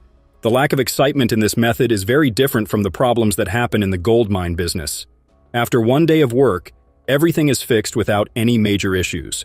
The team cleans up the campfire and finds 17.27 ounces of gold. When Rick wakes up the next morning, his bacon strip shows that there is no pay dirt. It's brave of him to decide to go back to the deep cut even though no gold was found there last year. He has a strong feeling that all the gold in the cut might be concentrated under his access road, and that feeling is very important. As they look into the deep dig, they quickly find 2 rocks, which is seen as a good sign that there is a lot of gold there. Then something strange happens. The cut is supposed to start filling with groundwater, even though everything else is dry, until Rick breaks a berm on purpose and floods the area. Additionally, they make things more difficult by using a pump to remove water from the dry area to smooth things out. Even though the digging process was hard, 126.86 ounces of gold were found after everything was cleaned up. Good luck, Rick. Your season total now stands at 687.68 ounces, showing that you have the toughness and adaptability needed to work in the volatile world of gold mine. But things get interesting when Rick puts Brennan on the Rally Valley night shift. During the first night shift, a rock truck breaks down, but it is fixed well. Brennan has to peel the next night, which is called Glacier Till. Foreman Brennan is promoted by Rick the next day after a short break in the story. People are left thinking about the possible interesting things that were said but not done during Brennan's night shift and promotion, since the recap jokes about leaving out the more interesting parts. The story is now following Rick as he digs deeper into Rally Valley. Something strange happens when he hits a bed of rocks and blocks 30 feet earlier than planned. But when you look at things in a bigger picture, it might not have been as shocking as people made it out to be. People believe that these rocks are good signs of good gold, which is made clear in the story. It's good that Rick finds 25 to 30 gold nuggets when he tries pans of the material. Rick sees what could happen and chooses to try his smaller wash plant in a bigger way. He needs to build a new road and a bridge across the valley so that everyone can get there. 14.02 ounces of gold are made in the 1,000-yard test. Because of these discoveries, Rick feels a sense of urgency and panic throughout the show. The reason is that Monster Red, the main wash plant, isn't ready to handle new ground. Rick has a tough choice to make. He doesn't want to throw away the valuable pay dirt, but he needs to run it through his wash plant right away. So far as we can tell, Rick's changes to his plans have made a huge difference for the whole Gold Rush crew. At first, Rick didn't want to set up Monster Red when he got to the last pay stage in Rally Valley. But at the beginning of the show, he has to face the hard truth that he needs to set up Monster Red in order to get to the top pay level. This decision sets the stage for the challenges and wins that will follow. In the episode, Rick is seen handling Monster Red. At first, there are only a few happy shouts and not much else happens. When a brand new hopper feeder appears out of nowhere, the story takes a turn that no one saw coming. It was said that Rick had spent all of his leftover money on updating Monster Red and buying a new dozer over the winter, so this is even stranger. Some people think that he may have bought the hopper feeder with money from Fred's supposedly endless savings. Rick is able to run Monster Red for 2 days and get 43.53 ounces of gold, even though it had some problems at first. When the rocks roll back down Rick's conveyor belt, they make things tricky. To fix the problem, he calls the company that made the hopper feeder, and they add a finger trap to keep the rocks from going back down the line. When Rick makes this change, the program goes on to the cleanup stage, where he finds an amazing find, 181.17 ounces of gold. At this point, though, it looks like Rick is having a rough season and needs help. People in the crowd were shocked when Rick's father, not the man who drove the truck, was called in.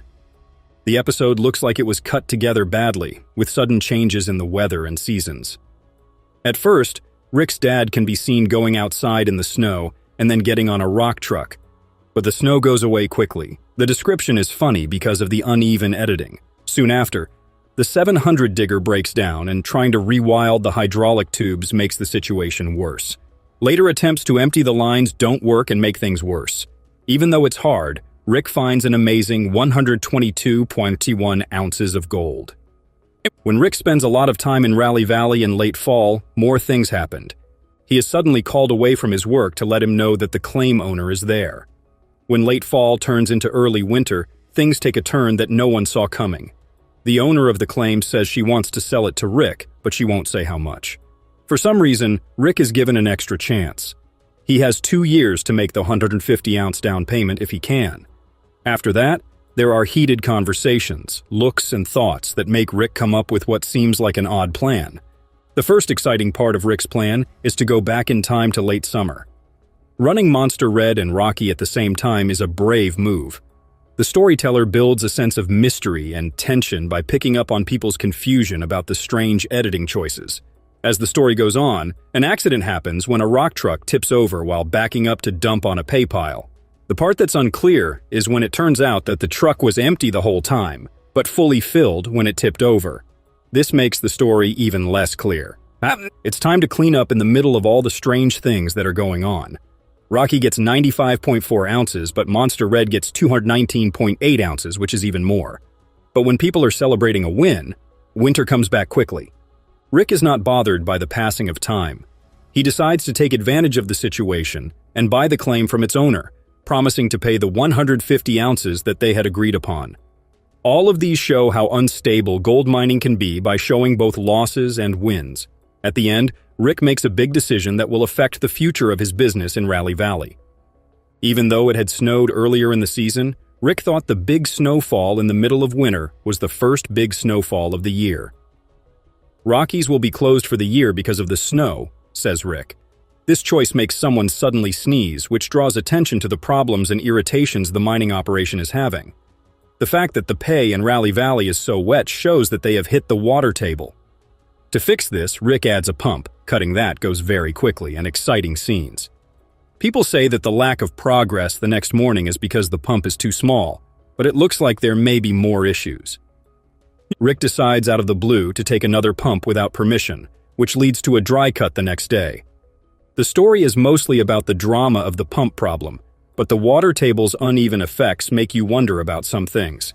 Since Rick has to pay $40,000 for the pump, it becomes more likely that Fred, who seems to have endless resources, could help with money. Even though there are problems and disagreements, the cleanup goes well, and 206.09 ounces of gold are found. These different kinds of problems and good outcomes show how unpredictable gold digging can be in the winter.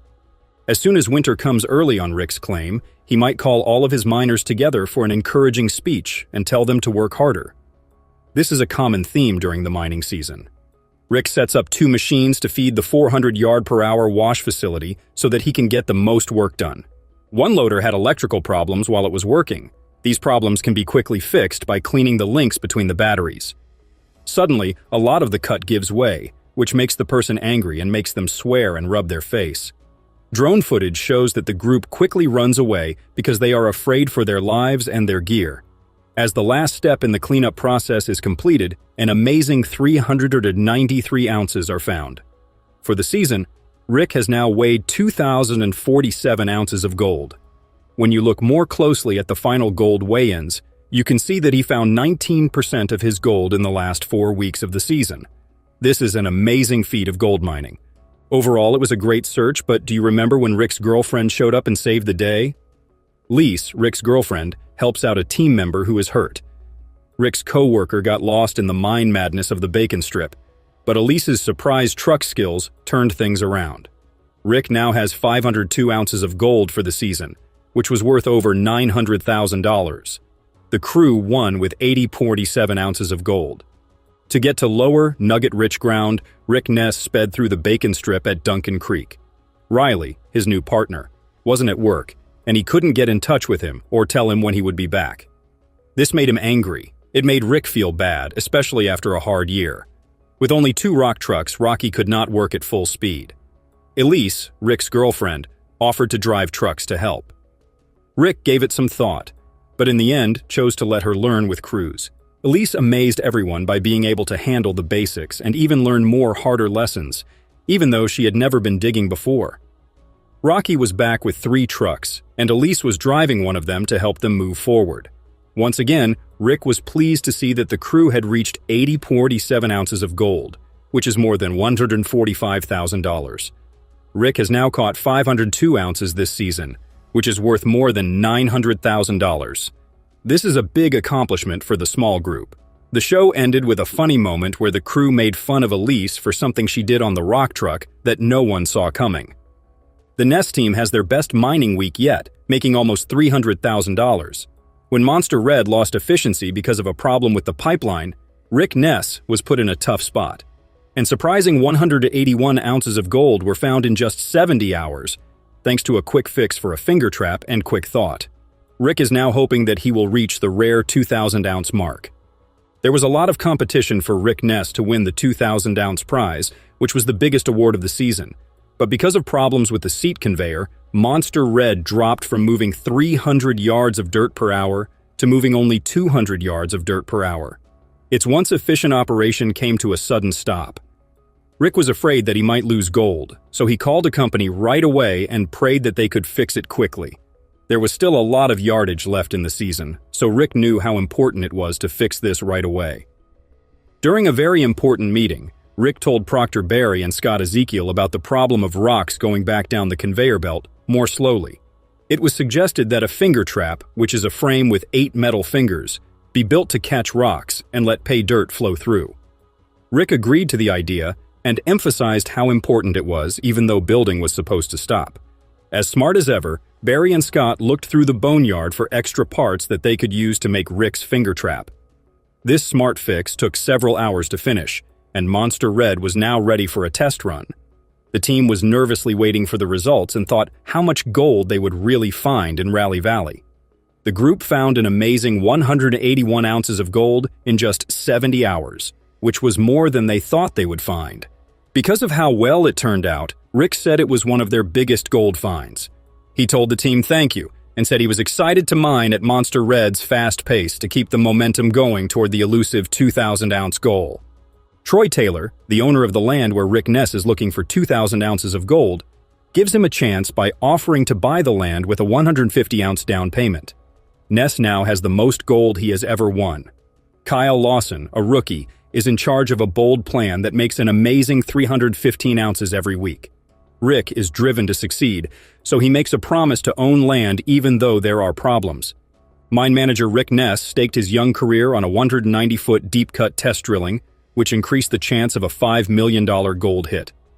Rick is 800 ounces short of his goal weight of 2,000 ounces because the results haven't lived up to his hopes. Rick is worried about his survival as winter comes and the high-grade pay layer stays out of reach. He isn't just enjoying digging a big hole. Rick knows he needs to find an answer and thinks about the best way to reach his season's goal. Troy Taylor, the owner of the Duncan Creek house that Rick is said to be renting, calls him out of the blue. Troy makes Rick an offer to buy the land and puts down 150 ounces, which is equal to $250,000. Rick is shocked by the offer, but he says he'll think about it and get back to you right away. Rick is having a hard time making a profit after spending a lot of money on new tools, so this offer comes at a bad time. Rick feels the rush and thinks of new ways to get more done and keep things going forward. He tells his team about a bold plan. He wants to run both wash stations at the same time. Rick talks to Kyle Lawson, who used to work as an iron worker in Yukon, and asks him to run a single workshop by himself so that this plan can work. Kyle takes on the job of running Rocky, the wash plant, even though he doesn't know much about mining. Because he is always short-staffed, Rick counts on Kyle to bring in the extra 150 ounces needed for the down payment. Since Rocky is back at work, Kyle is in charge of running the wash plant and filling the dirt by himself. He is in charge of the process and makes sure that the ashes don't get in the way of the flow. Even though it's hard, Kyle is able to process the gold and reports an amazing 315 ounces of output for the week, with 219.8 ounces coming from Monster Red and 95 ounces from Rocky. Rick is so excited about his huge gold find that he goes to talk to the homeowner, Troy Taylor, about buying the land. Rick is sure of his choice, so he agrees to buy the land and says that the down payment can't be returned. Rick says he is sure he will be able to pay back the loan before the end of the season, and the deal says that the fee plan will continue into the next season. As Rick gets closer to his goal of having his own land, he thinks about the challenges and opportunities that lie ahead. Rick is amazed by Monster Red's digging skills. When Monster Red makes a comeback, Rick Ness sets a 2,000-ounce goal for him. A new hopper feeder gets around problems and boosts output to more than 300 yards per hour. As winter gets closer, things get more urgent, and Rick's determination to finish his gold mine project on time stands out. Rick Ness, the mine boss, has to do the hard work of bringing Monster Red back to life in order to make his 2,000-ounce goal. Within 48 hours, his goal is to develop and improve the plant so that it works as efficiently as possible. A big LRS feeder with twice as much capacity as the old model is part of the plan, along with a simplified design that doesn't have any extra lines. Installing it is hard, especially when a heavy chute makes the tow lift work less well. The group changes the wire to stop more damage. The updated hopper feeder in Monster Red makes it possible for it to do more while keeping the focus on speed and ease of use. Rick thinks that running the plant at over 300 yards per hour will make it much more productive. The team brings Monster Red back to life after a scary moment with a broken part and sets it up to look at Rally Valley's rich pay dirt. It's becoming more and more important to get Monster Red up and running as winter approaches. Rick is determined to be successful in his gold mining project, as shown by his desire to end the season on a high note. Rick is looking forward to the arrival of the new hopper feeder and the chance to make money from Rally Valley's deep-cut pay dirt, especially now that Monster Red is ready for fight. The major turning point in Rick's journey to financial success and the completion of his 2,000-ounce goal was the repair of the wash plant. The leaves changing colors are a steady reminder that time is running out to get things done, so the rush is on. The biggest gold weights of Season 12 come from Parker using Lucifer's wash plant at Scribner Creek to its fullest, which yields 337.45 ounces. Rick's team can now clean up 3 ounces per hour. Parker's team at Big Red is having a great week because 596.6 ounces are worth more than $1 million. The story gives a short summary of the problems and successes that come with gold digging. The team meets at Scribner Creek for the gold weigh-in. They greet each other and talk about what they have planned for the week. Parker talks about the costs of the process. He says that he had to pay $350,000 to get rid of his deepest dirt, which added up to $1.4 million. Lucifer, his wash plant, needs to produce more than 180 ounces to break even, which will be hard to do since it only produced 84 ounces last week. When things went wrong, the team made changes that improved the wash plant's performance and cut down on the amount of water it used. Torsten gets the 750 digger ready for Duncan Creek's rough ground by carefully moving the movable undercarriage. Things are getting more exciting as the gold show gets closer. Since Mitch fixed the plant, he quickly shows off the result, which is a big step forward. The cleanup from the 750 makes an amazing 337.45 ounces, which is more than expected and brings in more than $600,000. Now, Rick's business runs for less than 2 weeks with only 4 employees and no dedicated mechanic, which is very different from last year's average of just over 70 ounces per week. The difficulties bring out the team's ability to change and keep going. The story then moves on to Rick's cleanup, where he gets 3 times as much gold as before, up from 1 ounce per hour. The crew is happy about the success and points out the big steps forward that have been made. As the team finishes up and thanks each other for their work, the friendship stays strong. The gold keeps coming out. Mitch's hard work pays off, and Chris does a nice job that adds to the overall success. The scene moves to Parker's team at Big Red, where everyone is happy about their accomplishments. More than $4 million has been put into Mud Mountain to get to its rich prizes, which is making people more excited. Big Red has never had a better week than this one, with a gold reveal that adds up to 596.6 ounces worth over $1 million. There are many problems, successes, and trades in the story, which gives a full picture of the hard world of gold mine. Scenes flow smoothly into the next, showing the highs and lows of the business before a successful gold weigh-in that makes money. The scene moves to Parker's team at Big Red, where everyone is happy about their accomplishments. More than $4 million has been put into Mud Mountain to get to its rich prizes, which is making people more excited.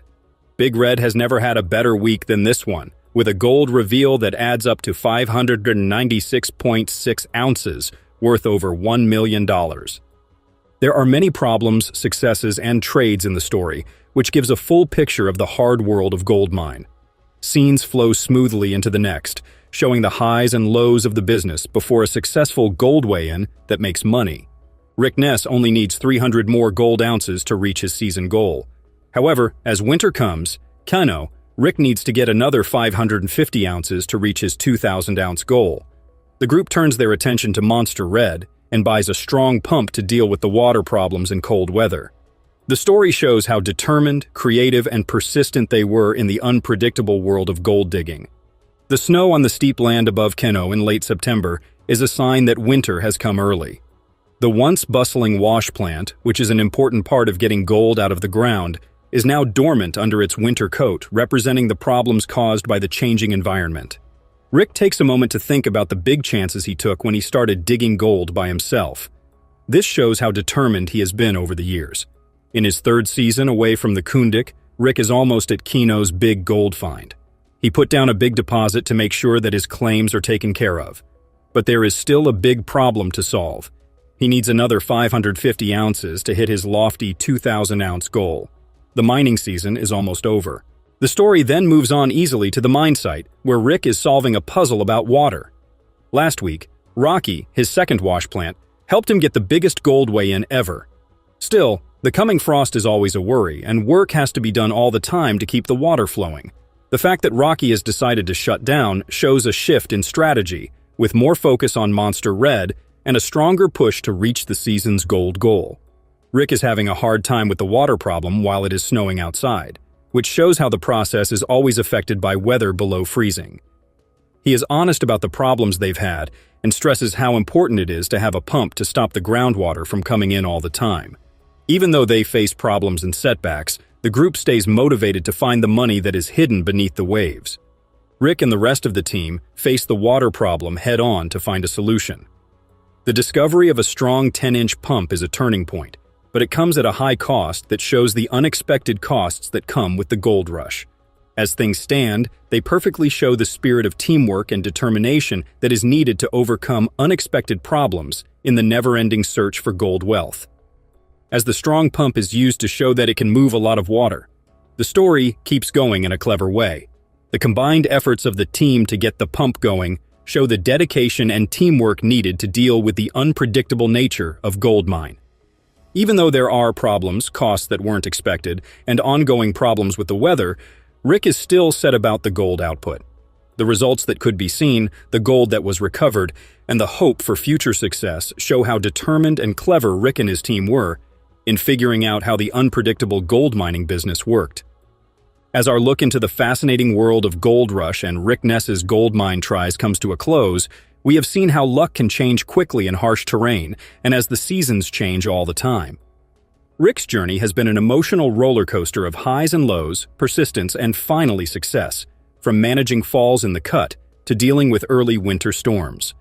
The rough conditions of the mining season have shown off the pristine beauty of Alaska's wildness and the strong will of the people who go there in search of money. Rick's changes to his plans and the thrill of finding gold at the last minute have shown how unpredictable gold mining can be. We are shocked by the problems that were solved and the wealth that were found as we say goodbye to the drama, thrill, and excitement that make up Rick Ness's search for gold. In these thrilling and difficult episodes, the superheroic and warrior-like qualities of Tony Beets, a gold miner, and the Winchester crew, who are able to survive the challenge of recovering their most recent machinery, are brought to the forefront. In the event that their excavator stops functioning owing to chain problems, what strategies will Winchester crew employ to deal with the situation? As a result of this circumstance, how will they get the end that they want? Let's join Tony Beets and the Winchester crew in their pursuit of gold and dive headfirst into the extremely fascinating endeavors that they are involved in. During his search for gold in Paradise Hill, Yukon, Tony Beets jumps headfirst into his objective. Tony Beets is making progress in the correct direction to achieve his goal of digging 5,000 ounces of gold, utilizing the sophisticated technology that is operating to effectively carry out his objective. He is in the process of maintaining his previous record. The most significant obstacle that he must overcome in his endeavor is the weather conditions, which have the potential to produce a significant disruption in his path. Even though it is the middle of September, the persistent rain is making the situation more stressful for the leader of the clan Dyke. This is because the rain is slowing down the machinery. In light of the fact that he is only 900 ounces away from achieving his objective, he is all set to dig the 80 pup cut, which has a great deal of potential to uncover a substantial quantity of gold. The rain is making things tough for them because it is filling the pond with water, but he is so excited to see the mounds of gold that are in the 80 pup cut. They were confronted with the same difficulty 12 weeks earlier, which led to the entire suspension of their operation. At that time, the ponds were flooded with water, and they had to construct them once more. This time, the same weather scenario puts a significant amount of pressure on his nerves, and he instructs Mike, one of his crew members, to take the 220 excavator to the dike by the pump area in order to fix things up and to prevent the dreadful repercussions of the water falling down in the ponds and disrupting their activities. The excavator 220 that Mike is operating is making its way through the sticky mud on its way to the dike. In spite of the rain that is getting heavier, he is hoping to reach the dike as quickly as possible. The excavator gradually slows down as a result of the muddy ground, which prevents it from progressing any further than it already has. In an instant, the excavator comes to a complete halt and starts to sink steadily. When he sees the excavator sunk down there, he appears to be somewhat dissatisfied. At this time, Tony arrives at the location and expresses his desire to retrieve the submerged excavator. He immediately ceases all of his mining activities because he is unable to continue with the mining endeavors without the excavator, and he cannot allow his machine to continue in this manner. It was initially their intention to pull the sinking excavator out of the water with the assistance of 2 additional excavators. However, this endeavor has not produced any results at all. They need to broaden the scope of their struggles in order to bring heavy gear to a state where it can function properly. As soon as Tony comes up with a strategy to bring the excavator through the door, they are prepared to put it into action without delay. He divulges his strategy to bring in further reinforcements. It is his intention to bring the 18-ton D6 dozer, as well as the enormous 115-ton D11 dozer. In order to construct a sturdy foundation for the excavator, he intends to first remove the water from the area surrounding the submerged excavator, and then, with the assistance of a D6 dozer, force the coarse tailing into the hole. Last but not least, the colossal D11, which is a monster with 850 horsepower, will bring out the excavator while it is on the sturdy reinforced ramp. Within the plan, they discover a glimmer of optimism.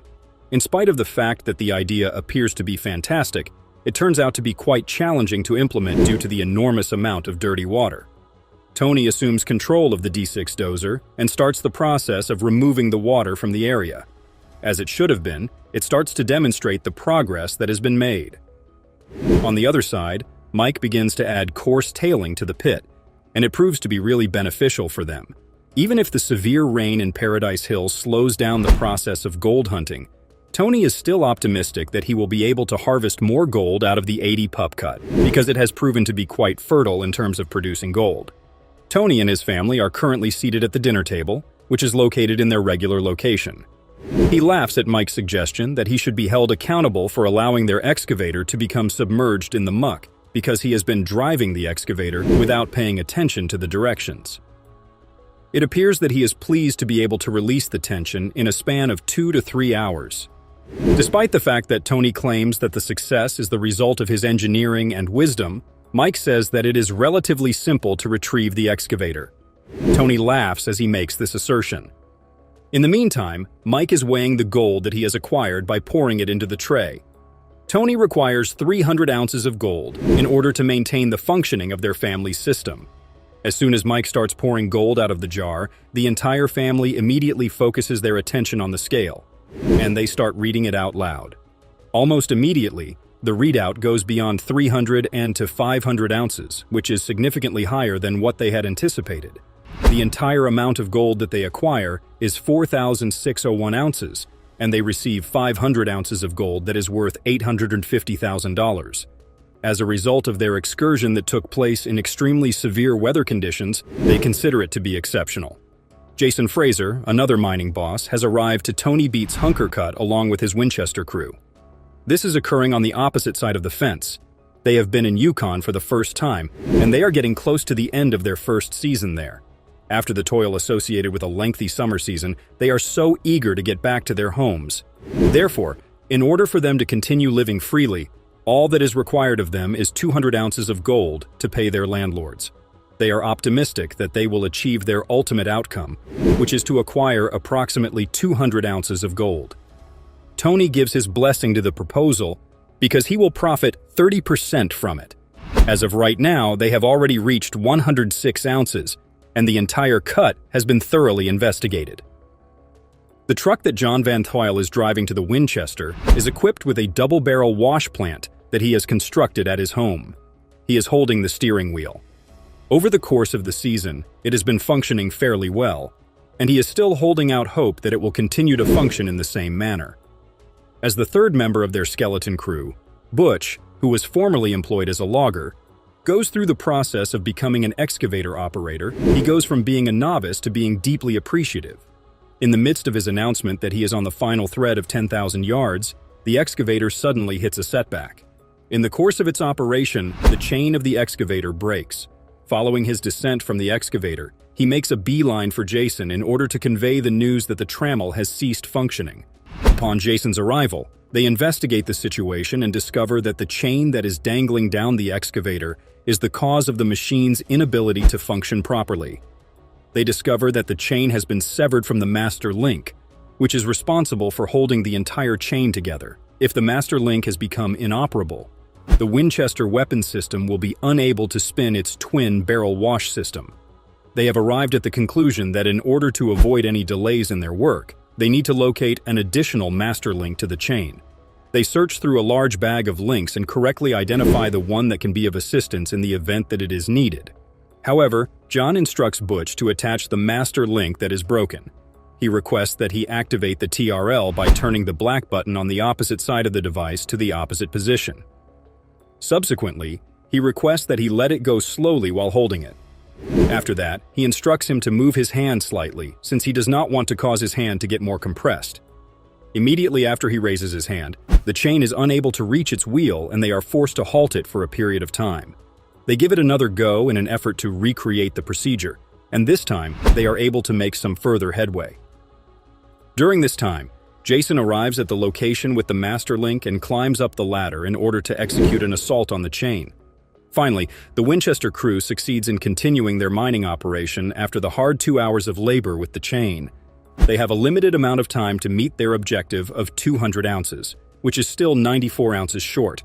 Winter is just about to set in, and they have that time as a premium.